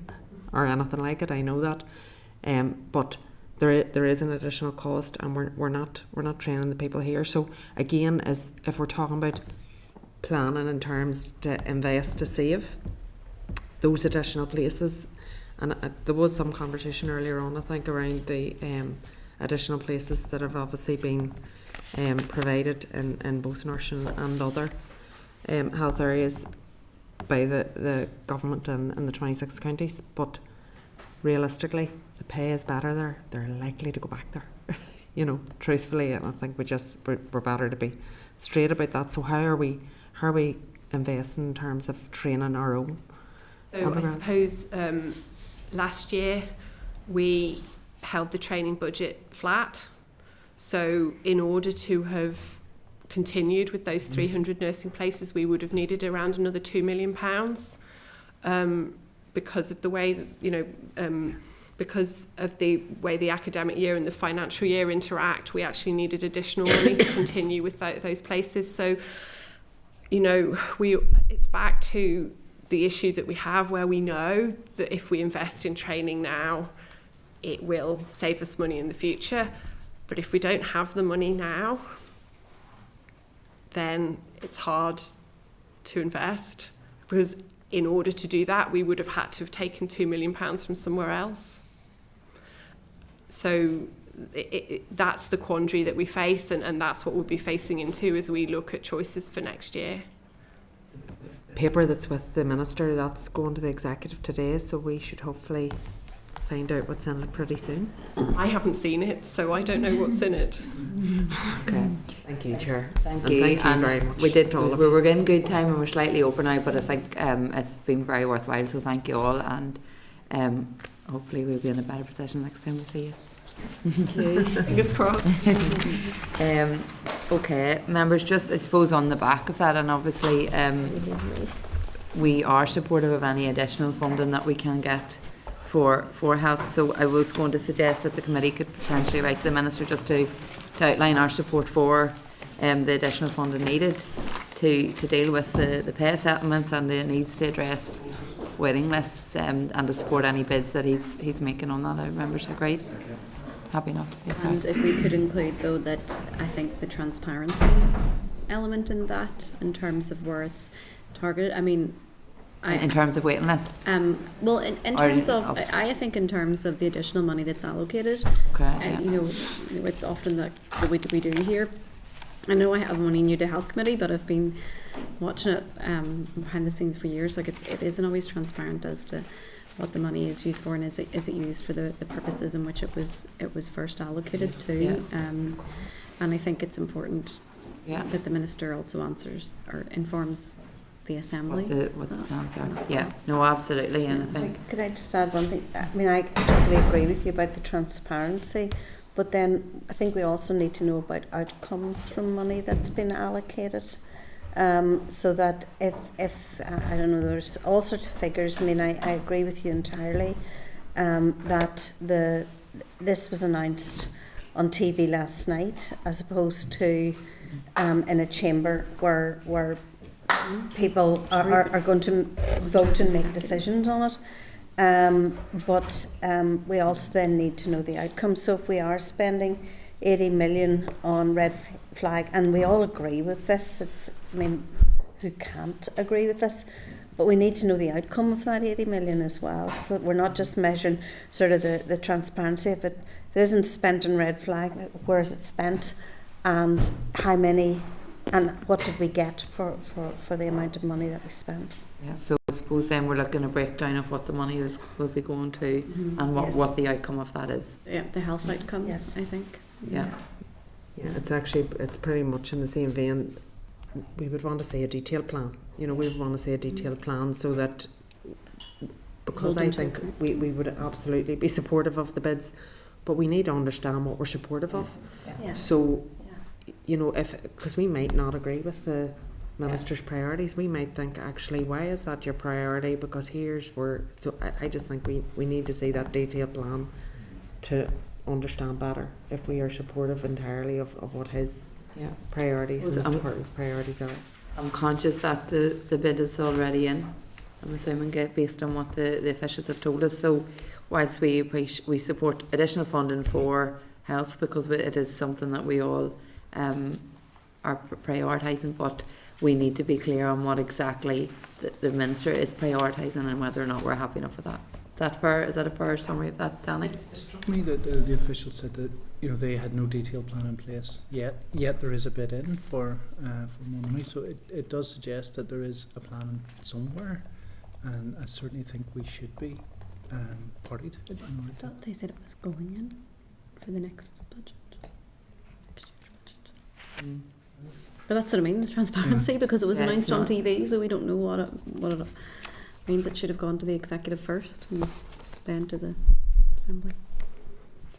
Well, that's my point. Thanks, Chair. Okay, members, then we will move to SR, so it's page 82 of your pack, and the Minister's response is in your table papers as well.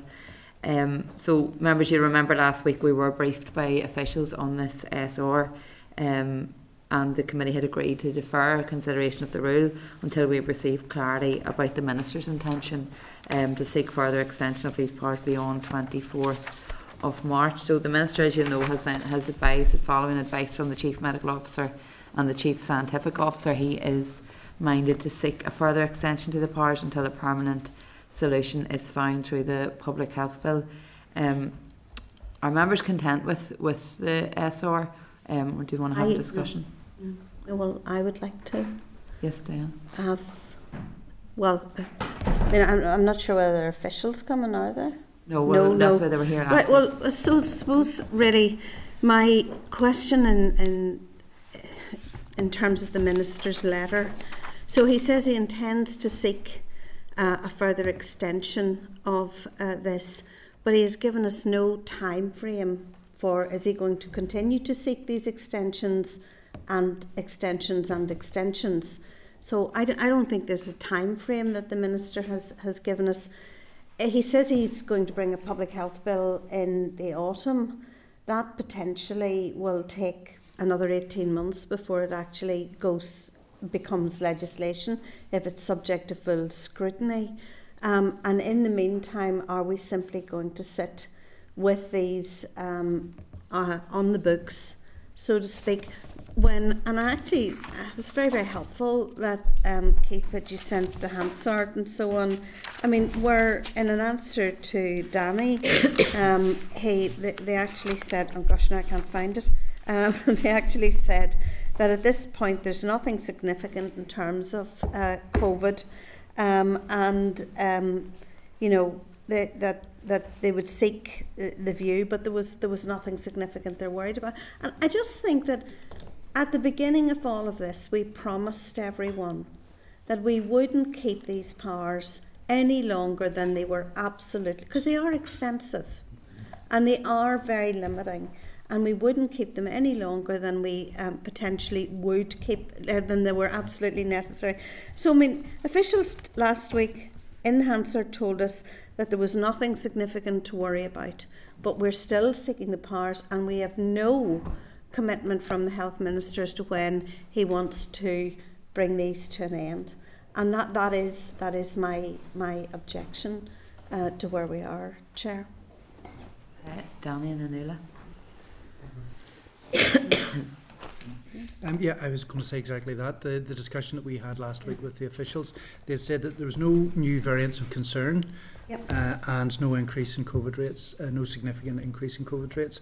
Now, we are in a period where there are ongoing vaccination programs for people who are vulnerable, and things like that is ongoing. I would be very uncomfortable as well with continuing to have these powers sitting on the books. I think we're at a time now where we're out of the pandemic. We're in a sort of post-pandemic time, and certainly I feel that we can withdraw those powers. At the minute, I think it's the right thing to do. Nuala, sorry. Yeah. I recall back whenever it was first mooted about putting these forward, and then the subsequent extensions, like our party rep Paul Bradshaw at the time did mention them about an uncomfortableness around supporting it, but it needed to be done. But and we understand why then it did have to, and the pandemic was certainly in this day and age, it was a new thing that we need to actually grapple with. But in terms of, particularly for us as a Liberal Party and how it sits with us, it is rather uncomfortable given the advice we received last week, and I disagree with actually what the Minister is saying in the response around the timing it would take, should this arise again, to put it through in Assembly. Things have been done. We just saw a budget bill passed in 2 days last week. So I do disagree that it couldn't be put through in a quicker fashion, but it also hopefully will never be necessary again. And I would agree with regards to a public health bill, and the actual royal assent and the day that it takes effect will be some time. So we are not in a position to support this today. Does anyone else want to? Oh, sorry, Alan. Yeah, can I clarify? I'm sorry I missed the presentation from the officials last week. I had to leave the meeting. But is this legislation, is it what I would describe as enabling legislation? It's not actually saying anything or imposing anything. It is simply giving the executive and the Assembly, ultimately, the powers to bring forward legislation which would be fully debated and would be voted on at the time. It's not handing anybody draconian powers. It's not giving the Minister, it's not giving the executive powers that they can exercise on their own. It will come back to the Assembly. And I would have thought that the Minister's indicated is bringing us into the line with the rest of the UK, but maybe some of us don't want that. But I would prefer to be in line with what's happening in the rest of the United Kingdom. And I think it's just it represents due diligence, and I don't think there's anything to fear from it, to be honest. Yeah, okay, Colin. Yeah, thanks, Chair. Yeah, I mean, I'm quite casual about divergence. This is no issue to me. But in terms of this, it doesn't go to the Assembly. This enables the executive to be able to take a decision, and that decision can be implemented immediately, and then it goes to the Assembly, and we can reflect back to that period of time when we all took to our feet in the Assembly and said, this is a draconian message. We're taking a decision now in the Assembly about something that happened several weeks previously and was already enacted. And the power is actually for the Assembly to overturn the decision that the executive will have taken. But one of the key differences from our perspective is that there was no opposition in the last executive. It was an all-party executive, so thereby all the parties were around the table taking the decision, so therefore you could extrapolate that all parties were going to support it in the Assembly. But we are in a different dispensation now. We have an opposition that is not part of the executive, and that means that that decision could be taken, it will be implemented, and it could be several weeks before there's a debate in the Assembly about those decisions. And the point that I had asked off the official last week, which was that if it looked like there was a return of COVID and that numbers were starting to rise, could we implement a piece of legislation that would allow this to happen? And he said yes, and he said that it would take could be done in a week or two. So I don't think in the space of a week or two we would be getting to a stage where we would be in major difficulty. I think a decision taken 1 or 2 weeks down the line from what this would allow, but it would just be done in the proper order. So I think it's very difficult to support it now that we have an opposition. Okay, does anyone else want to come in there before we put the question? I suppose members, we have two options here. We can note the Minister's his the response, or we can put it to a vote. If members want to put it to a vote, I'm happy to go with that. Can I ask, Chair, what's the outcome of the vote? Sure, just to say, the question that's put to the committee on the rule is whether, because this goes into the Assembly to be confirmed, so the question is whether the committee recommends that it be confirmed by the Assembly. So committee can make a recommendation or can just note the rule and not make any recommendation. How do we make that recommendation, Keith? On a vote, or Normally, yeah, it's down to the committee to decide whether it wants to recommend or not. If there's disagreement, it can be through a vote. So the question will be put, if members want to vote on it, that the committee are content to recommend that the rule be confirmed. So those in favour, those against. If it's against, then it is would not recommend that it be confirmed by the Assembly. If it's in favour of that question, then it would be recommend. So it just depends how members want to... So Keith, just the second option then is the committee can note the committee SR and the Assembly can make a judgment. The Assembly will make the judgment anyway. Yes. So, but if members feel that there's maybe not enough information, or they haven't had enough information, they can make a decision that the committee will note it and members will have an opportunity to speak on it. I think the latest we'd heard, it was the 11th of March it's due to be on. So the chair will speak on behalf of the committee and outline consideration, and then members are free to discuss. So there are a couple of options. So there are. It's just how members wish to proceed. Okay. Linda? Can I make a suggestion that we note it and don't make a recommendation? We have another committee meeting before then. If we decide we want to make a recommendation, I'm sure we can at that point. But I just think if we note it, if it's going to, I'm assuming that the Minister will be in the Assembly chamber to answer any questions. That's the opportunity for all questions. I think that, to be fair to everybody here, that we don't have enough information, and there are lots of questions to be asked before you would be convinced if this is the right thing to do. But you may be convinced when you hear the answer, so that's why I would say just note and don't make a recommendation either way, because don't have enough information to make a recommendation either way. Yeah, I mean, I'm veering on the side of others. Yeah, I think, we've had, I suppose, 2 weeks really, and it's been limited information what we have, and obviously we all want to do what's in the best interest of the public, first and foremost. So, I mean, if we're able to note it, it might be the way forward. But Danny, go on ahead. I would take the opposite view. I think we've had this come up last week. We asked for more information, so we wrote to the Minister, and he's come back and told us what he wants to do. Now, listening to a couple of the comments around the chamber today, I think people are uncomfortable, with this happening. I think maybe having a view of the committee to go and inform the Assembly would be useful with that debate. And there is, as we say, there will be a debate in the Assembly. The Health Minister will be there, so there'll be opportunity to question the Health Minister about it. But I think having a view of the committee might be useful. I don't disagree with you, Danny, at all. I mean, one of the things that I found very uncomfortable in the Health Minister's response to the committee was that it is my view that we would extend and continue to extend, but there's no timeline, there's no indication as to why we would keep extending it, and I think it's a pretty poor way to give information to a committee in a letter like this. And I think we should have had a lot more, and some of the principles even behind what he thinks the public health bill would look like, so that we would have some steer as to where he thinks this is going to go in the autumn. So I'm easy either way. I because parties will make up their mind for the vote in the Assembly.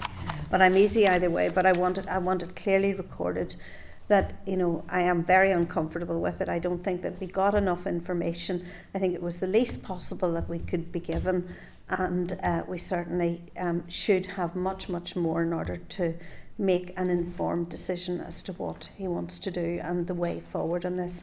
And I am extremely concerned that we keep powers that are quite extensive, and when we had promised and told people that we would do away with them as soon as we could. Yeah, Linda?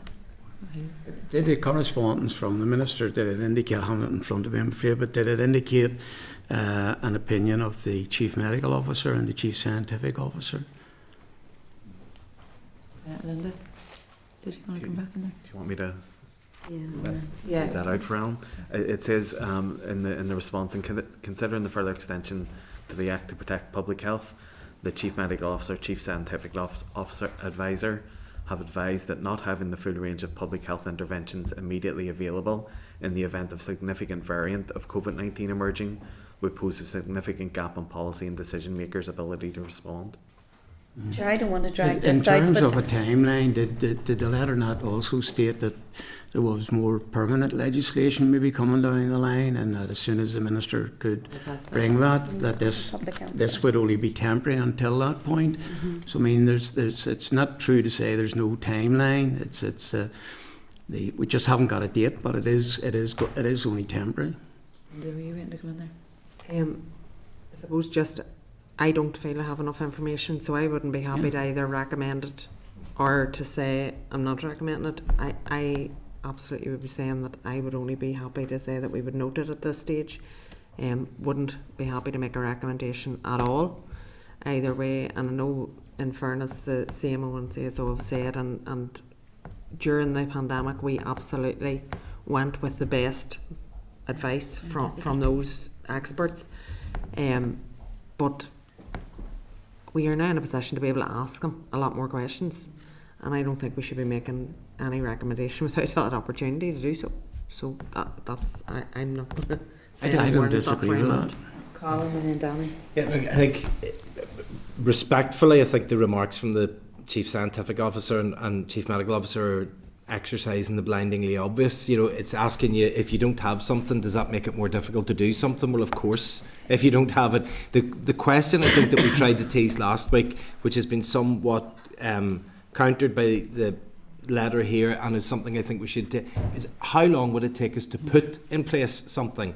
Because significant variances in the COVID didn't occur overnight. You could see for 2 or 3 weeks that there was a build-up of the V number or Q number getting up towards 1. Was it going to be above 1 or below 1? Or, so as it was going to, I mean, you had several weeks' notice before you go, and there's going to be a need to actually do something. So the question is, if we knew that numbers were going back up again, there was a variant that was significant, could we get through the House quickly in a week or so, the legislation to allow this? But again, this isn't insignificant. This is an executive could sit down in the castle and decide some afternoon, there might be something kicking about there. Everybody's not allowed out after 9 o'clock at night, and use this to introduce it. And it could be 2 or 3 weeks before we get a debate in the chamber to be able to overturn that. I mean, that is the nature of the powerfulness of this piece. So all we're saying is that if it is needed, could we quickly introduce it? And maybe, is there anybody, could the clerk advise, is there anybody that we could write to in here in the Assembly? Is there a bill office, or is there a somebody, some official that we could say, how quick would it take to actually put a piece of legislation through here if it was sitting ready, and we could advise the Minister to have it ready, and if it was needed we could do it very quickly? I don't know if there is such a person. Is there? It would largely be the department, Colin, would be bringing that forward. The Assembly process, it has its own process, and obviously depending on the bill, on the piece of legislation, it can take time or as much or as little as is needed. The process would be in the department's end rather than the Assembly's end, I suppose, would be the comment. Yeah, and I suppose just in relation to your comments around the executive making a decision, I mean, personally I think that it would, I don't think people are going to say, well, to hell what everybody else is worried about, we're just going to push this on through. I mean, everybody last week raised concerns about all of these things and want to have the right way of it. So, I mean, I think it would be a wee bit flippant to think that the executive would do that, because we all have a range of things that we've raised. So, I mean, I suppose for now then we need to kind of come to a conclusion of what we're going to do. Donnie? Well, given I know people have said that they don't feel they have enough information to make a judgment on that, and I totally understand that, could we ask for more information this week? I know we don't have to make a decision today, so if there's particular information that we think that we would need to make a decision, could we ask for it this week and have that for next week and defer this decision to next week? Is that a... Can we defer it again, or can we just note? We can defer it. We can defer it right up until it's debated on the in the Assembly floor. In the Assembly floor, because, like I said before, the Assembly isn't waiting on the committee's Yeah, March the 11th. decision. So it's not, you know, the Assembly will make its own decision on this, irrespective of what the committee has said or not said. Yeah. So there are certainly, if there's some issues that members want clarified further, we can defer a decision and get that off to the department as a matter of urgency. Just to, you know, we're talking here about we don't have the information today, but Nola had said that her party, you're in here today to vote against this, you're opposed to this. So, you know, that's obviously a position that you've taken before you even come through the door today. So you're not going to hear anything in here today that was going to change that. So what are you going to hear in a week's time that's going to change? It was for everybody else change that's asked. that? It wasn't for us. It was for everyone else that's asked to haven't got enough information. We have enough information, but it's everybody else. If people, that's what we're asking. Like if people would rather. I'm easy with taking a decision today, but if other people feel they need more, I'm happy with that too. Can I just say that, you know, even though the Chief Scientific and Chief Medical Officer have written, as they've done in the letter, the evidence to the committee last week said that there was nothing significant and there was no concern, that everything was being constantly monitored and there were no new variants at this point. There was some concern over the depths of the winter months, but that was mainly around flu, and I'm reading from minutes of Hansard, from the evidence that was given to the committee. Well, I think certainly, I suppose, from my own perspective as well, and what Linda said is that obviously the Minister has felt that there's other reasons why he needs to extend that, and that's maybe something we would like to get more information on, because in black and white, as you know, as what was discussed last week, it seemed pretty clear, but he has then said he wants to extend it. So there, you know, I'd like to understand a wee bit more about the rationale for that. So, In terms of, sorry, Chair, if you don't mind, do you mean you want more information before you take a vote on it in the Assembly, or more information before you note it or take a vote on it today? well, I thought we were talking about deferring it by getting more information. If that's what I'm just asking. That what people are. Information never killed anyone. Yeah. No. Look, it's not an easy decision, I don't think, and the more information we have, it hopefully make the best decisions. I remember talking about that. Former minister would have winked back at you for that one. Okay. Looking. So just in terms of what further information we're looking, then Linda, you had said around the principles of. I would like to know, in terms of, I think the questions are probably much the same as others in the room, particularly Collins, around how long exactly would it take them. I mean, I understand what Keith said about that it's more about the department than the Assembly. It is and it isn't. They have it ready. It's sitting there. What they're asking us to extend is what should be coming forward, so it should be coming forward like that. And then it is up to the Speaker to decide how quickly that can be done, well, the Speaker and the Assembly, essentially, to decide how quickly the legislation can be done, I think. But I suppose it's getting that information. I think someone had mentioned about the public health bill as well. Like, we have no information. We yeah, absolutely. We have no information on the public health bill, and quite frankly, if the public health bill contained powers that were extensive as these, I would be very worried about it and its chances of survival in the Assembly. I think the points that Diane read out from the apologies, I missed that part of the briefing at last week's meeting, but if part of the presentation was around the sort of low level risk or whatever it was, the quote that you had read out there, we could maybe pass that on as well to try and get the explanation and clarity from the Minister, and from, more importantly, from the Chief Scientific Officer and the Chief Medical Officer, so they can provide us with that rationale which sort of offsets maybe part of what the committee was briefed with last week. I think, Chair, look, we're sitting in springtime and moving into springtime. I think the expectation is generally during spring and summer there wasn't as many variants as there was in the winter time. The new bill that they're looking to bring in is not going to come in until the winter, so there's a concern that during autumn things could spike up and they would have no tool to be able to deal with this. I suppose the question that I want maybe to get clarity on is, if we don't support this and it falls, does that mean that then it has to be new legislation to bring it back in, or is it just a new SR to bring it back in again?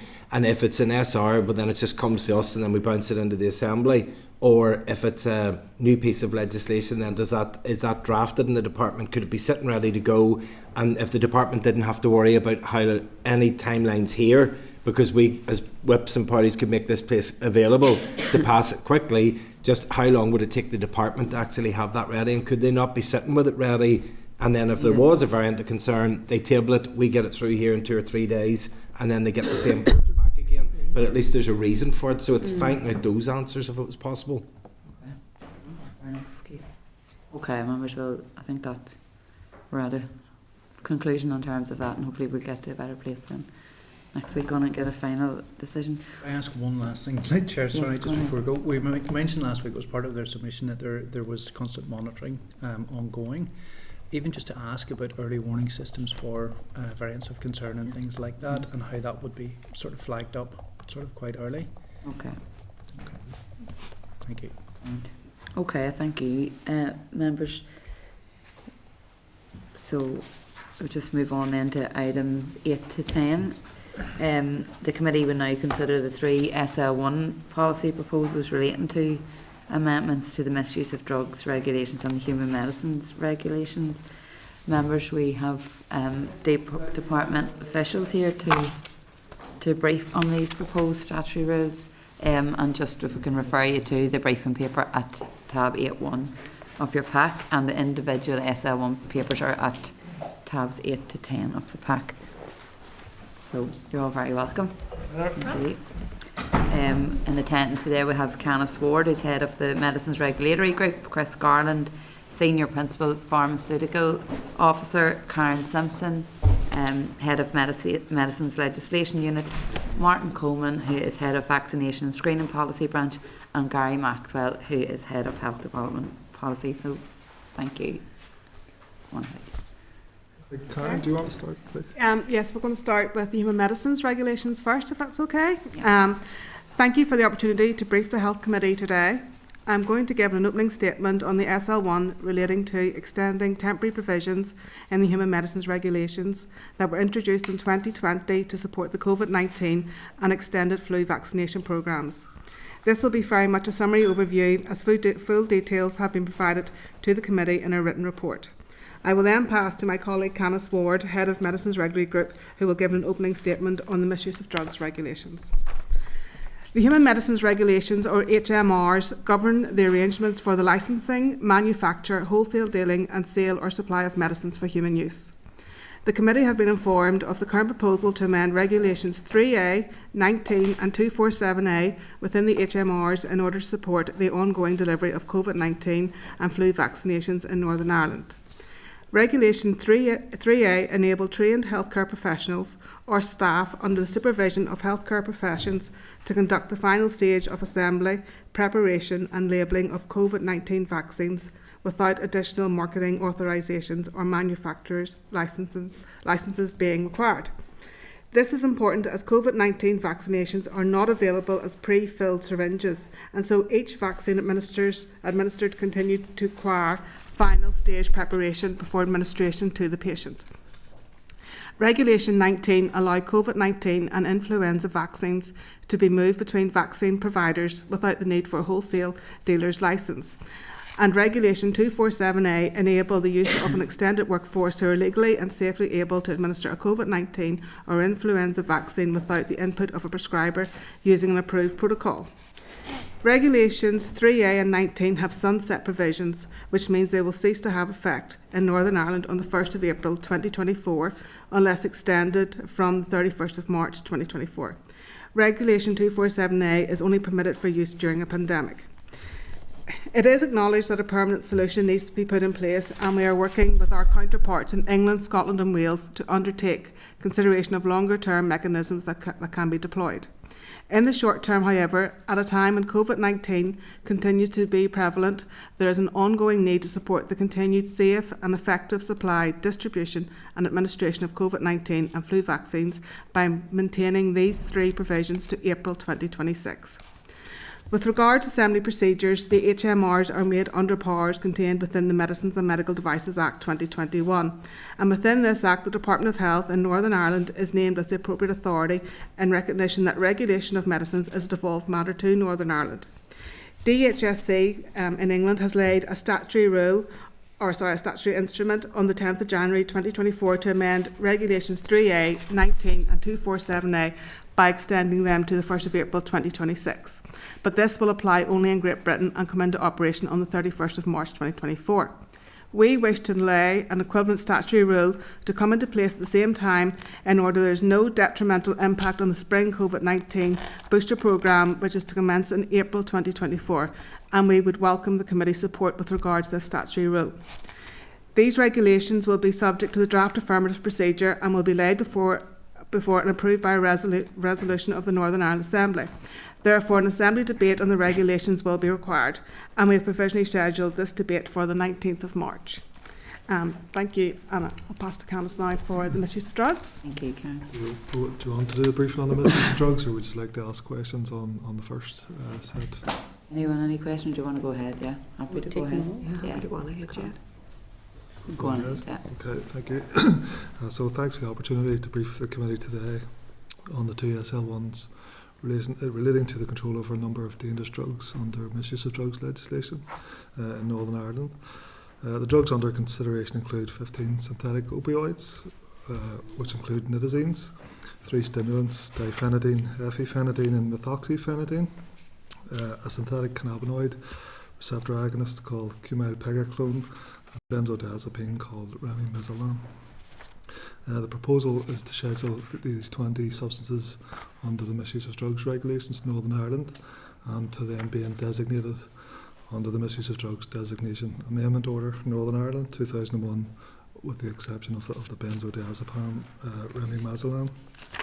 The department did provide a briefing to the committee beforehand, but I thought it might be useful just to give a bit of a background as to how these drugs become controlled across the UK. The UK-wide Misuse of Drugs Act places controls on drugs that are considered dangerous or otherwise harmful, hence the name controlled drugs. And under the Misuse of Drugs Act, these drugs are classified as Class A, B and C, which I'm sure you've are aware of, according to their abuse potential and harmfulness or dangerousness when they're misused, with the most dangerous drugs being placed in Class A.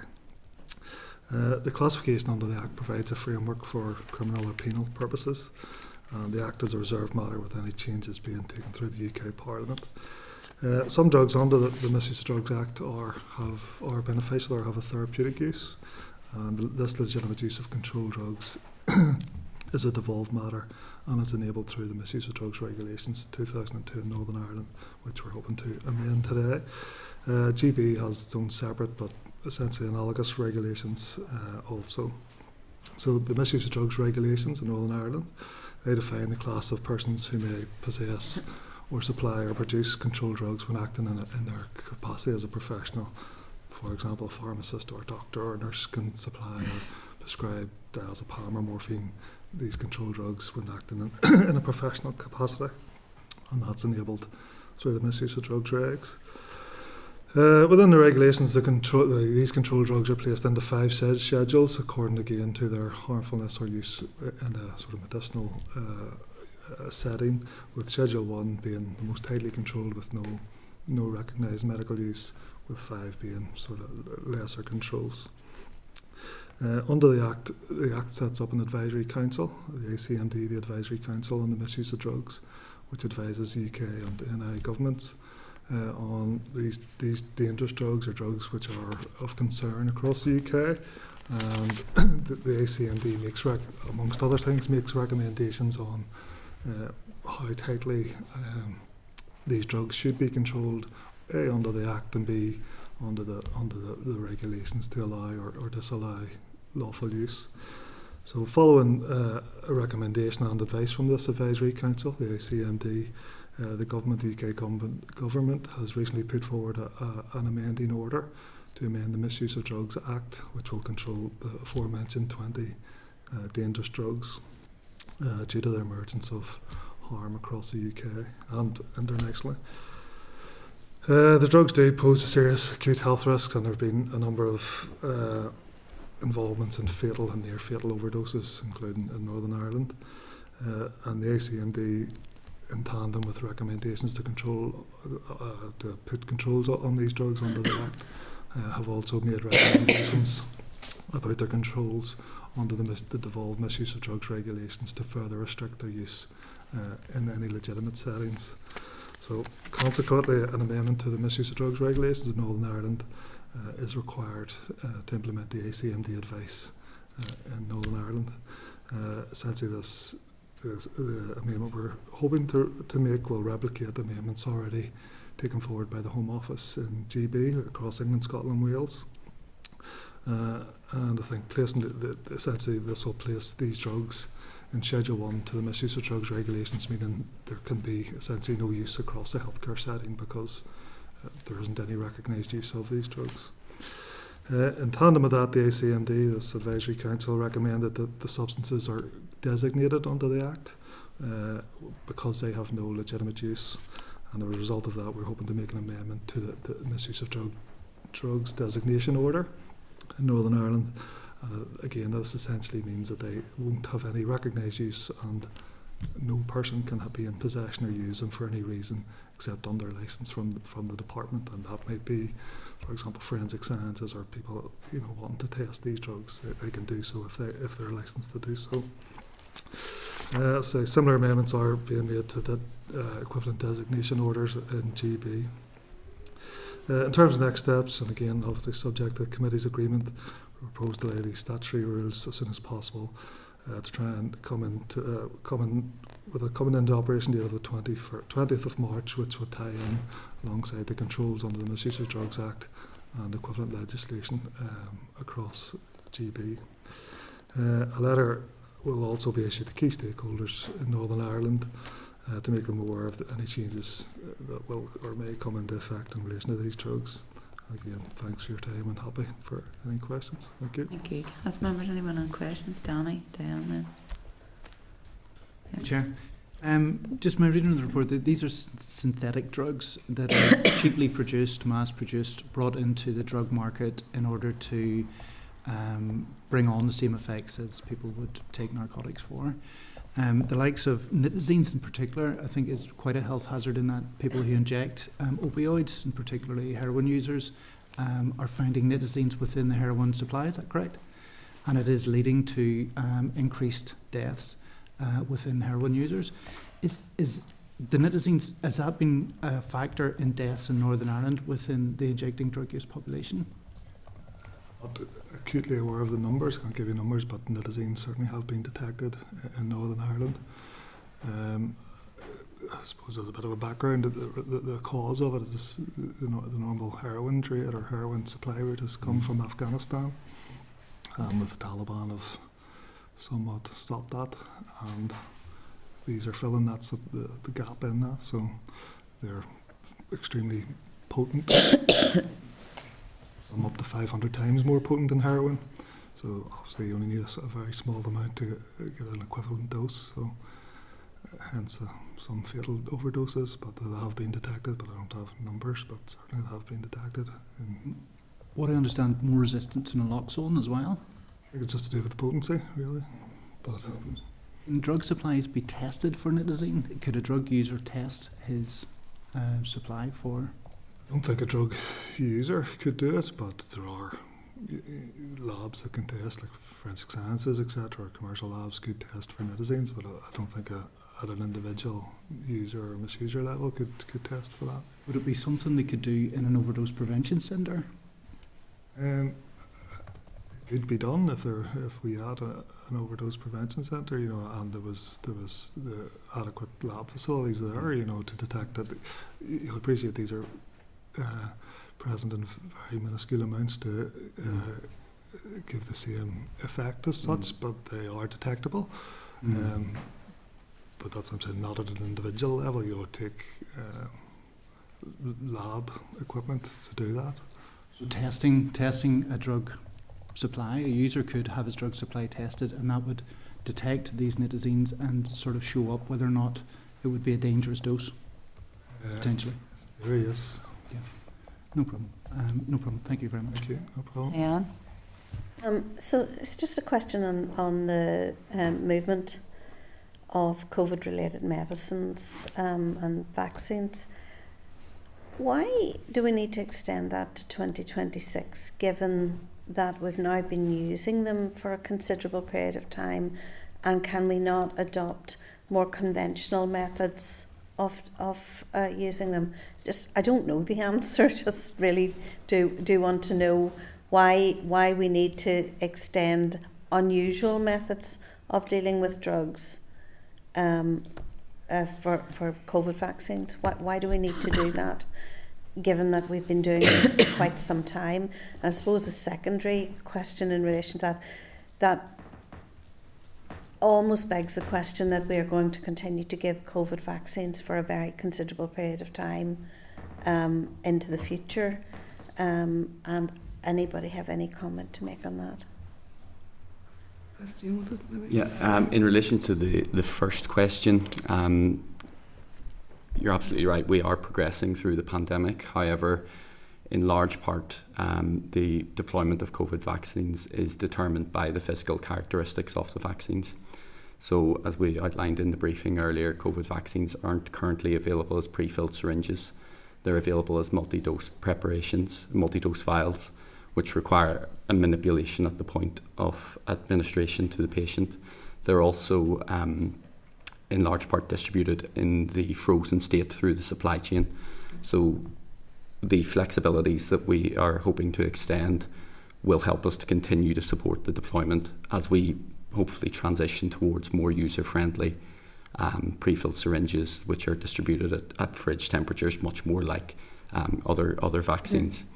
In relation to movement of vaccines between vaccine providers, the normal safeguards are that a wholesale dealer's authorization, wholesale dealer's license is required for the movement of vaccines, as with any other medicine, between one provider and another.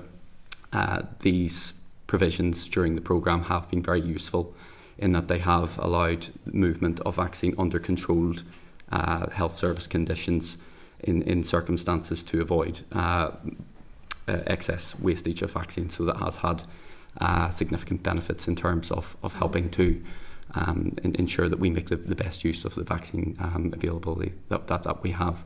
But as I say, we are hoping for a further time-bound extension while we work with our colleagues across the UK in DHSC and the other administrations on a longer term solution.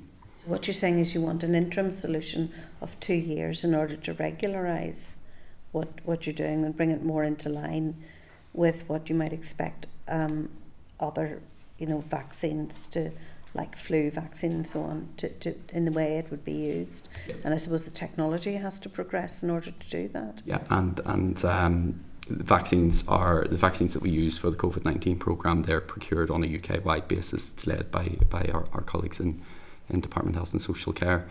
They're speaking to suppliers all the time, and we know that we expect that there will be advances in formulations as we progress and moving more towards that business as usual type of approach that we hope to see.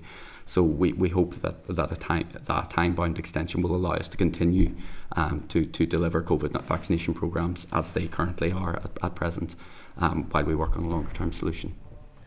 In terms of your last question about the longer-term future for COVID vaccinations, we're guided by the Joint Committee of Vaccination and Immunisation, and they guide all 4 UK departments in terms of the vaccination strategy, as to who should be vaccinated and when.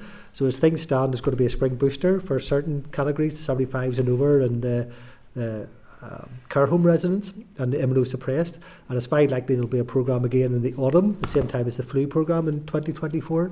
Beyond that, it's impossible to say. More likely there will be a programme in the future, but we couldn't say at this stage that there'll definitely be a programme in 2025 and 2026. But the likelihood is there will be some sort of COVID programme. It may be more targeted in terms of it may be directed more at the over 75s or whatever, but it probably will continue for the foreseeable future. Thank you. Okay, thank you. That was very helpful. So thanks for your time. Thank you. Okay. Members, we will now consider each of the SL1 proposals individually. So if we take you to number 8, which is SL1, the Human Medicines Amendments relating to coronavirus and influenza regulations. It's in tab 8 of your pack. Members, are you content with the merits of the policy and that the department makes the statutory rule? Yeah. Content, yeah. Number 9 is SL1, the Misuse of Drugs Amendment Regulations, and it's at tab 9 of your pack. Are members content with the merits of the policy and that the department makes the statutory rule? Yeah. Yeah. Item number 10 then is SL1, Misuse of Drugs Designation Amendment Order, and it's at tab 10 of your pack. Are members content with the merits of the policy and that the department makes the statutory rule? Yeah. Okay. Item number 11 is SL1, the Health and Social Care Pension Schemes, Partial Retirement, etc. Regulations, at tab 11 of your pack. Members, the department is proposing to make a statutory rule to introduce a package of new retirement flexibilities that are designed to offer staff increased options at the end of their careers, which will enable them to return to work and continue to build a pension after retirement if they wish to do so.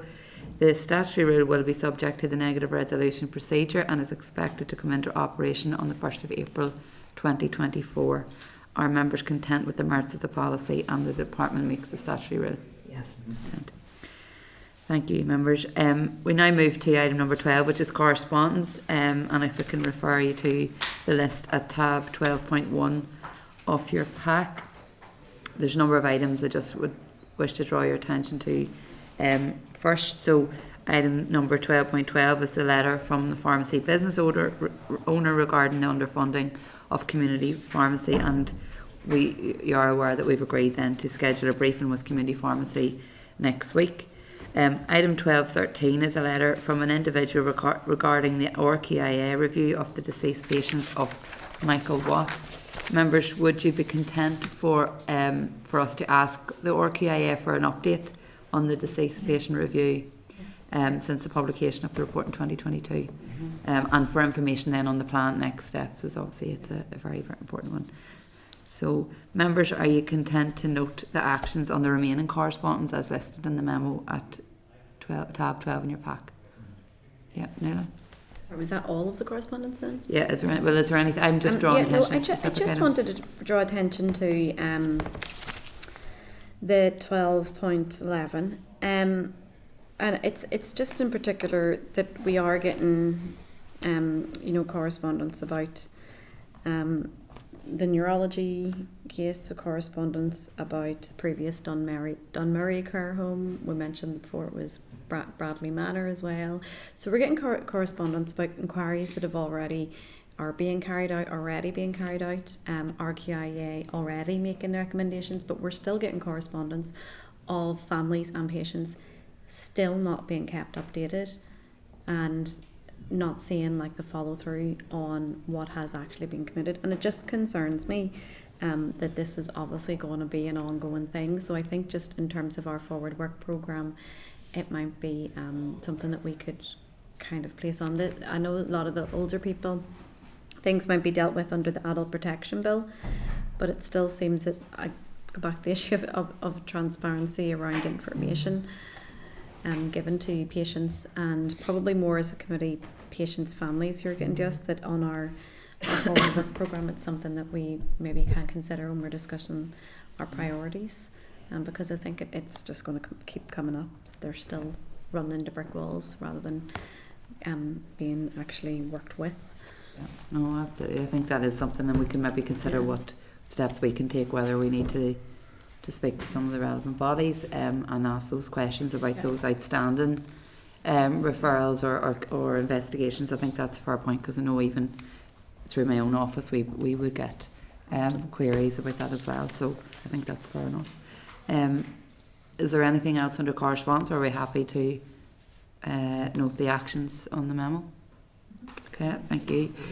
Members, item number 13 then is the draft forward work programme. If I could refer you to the 3 documents then at tab number 13, and the draft forward work programme at tab 13.1. The Encompass meeting, Keith, I maybe could ask you about that one. Yeah, Chair, thanks.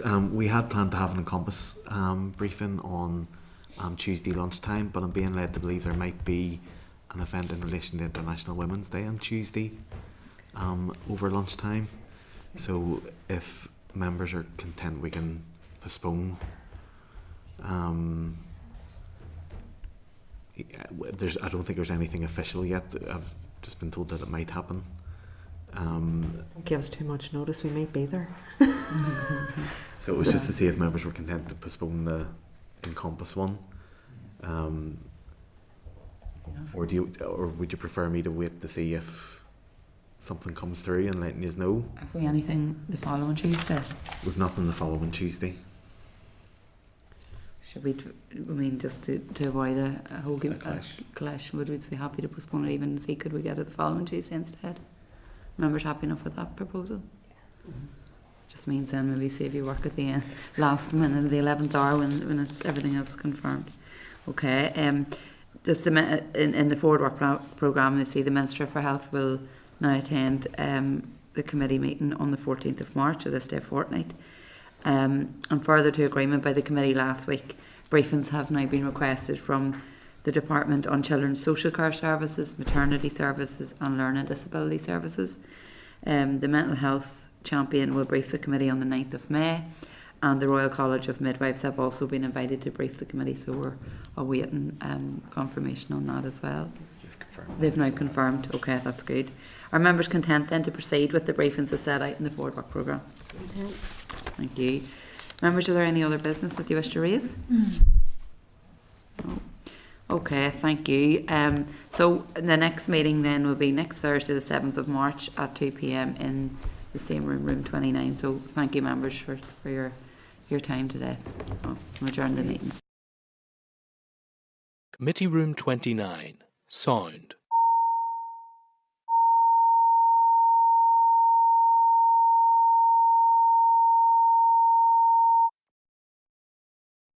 Committee room 29.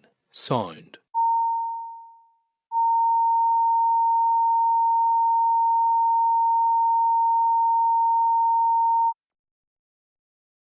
Committee room 29. Sound.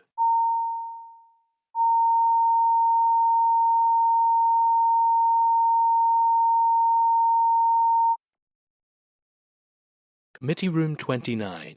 Sound.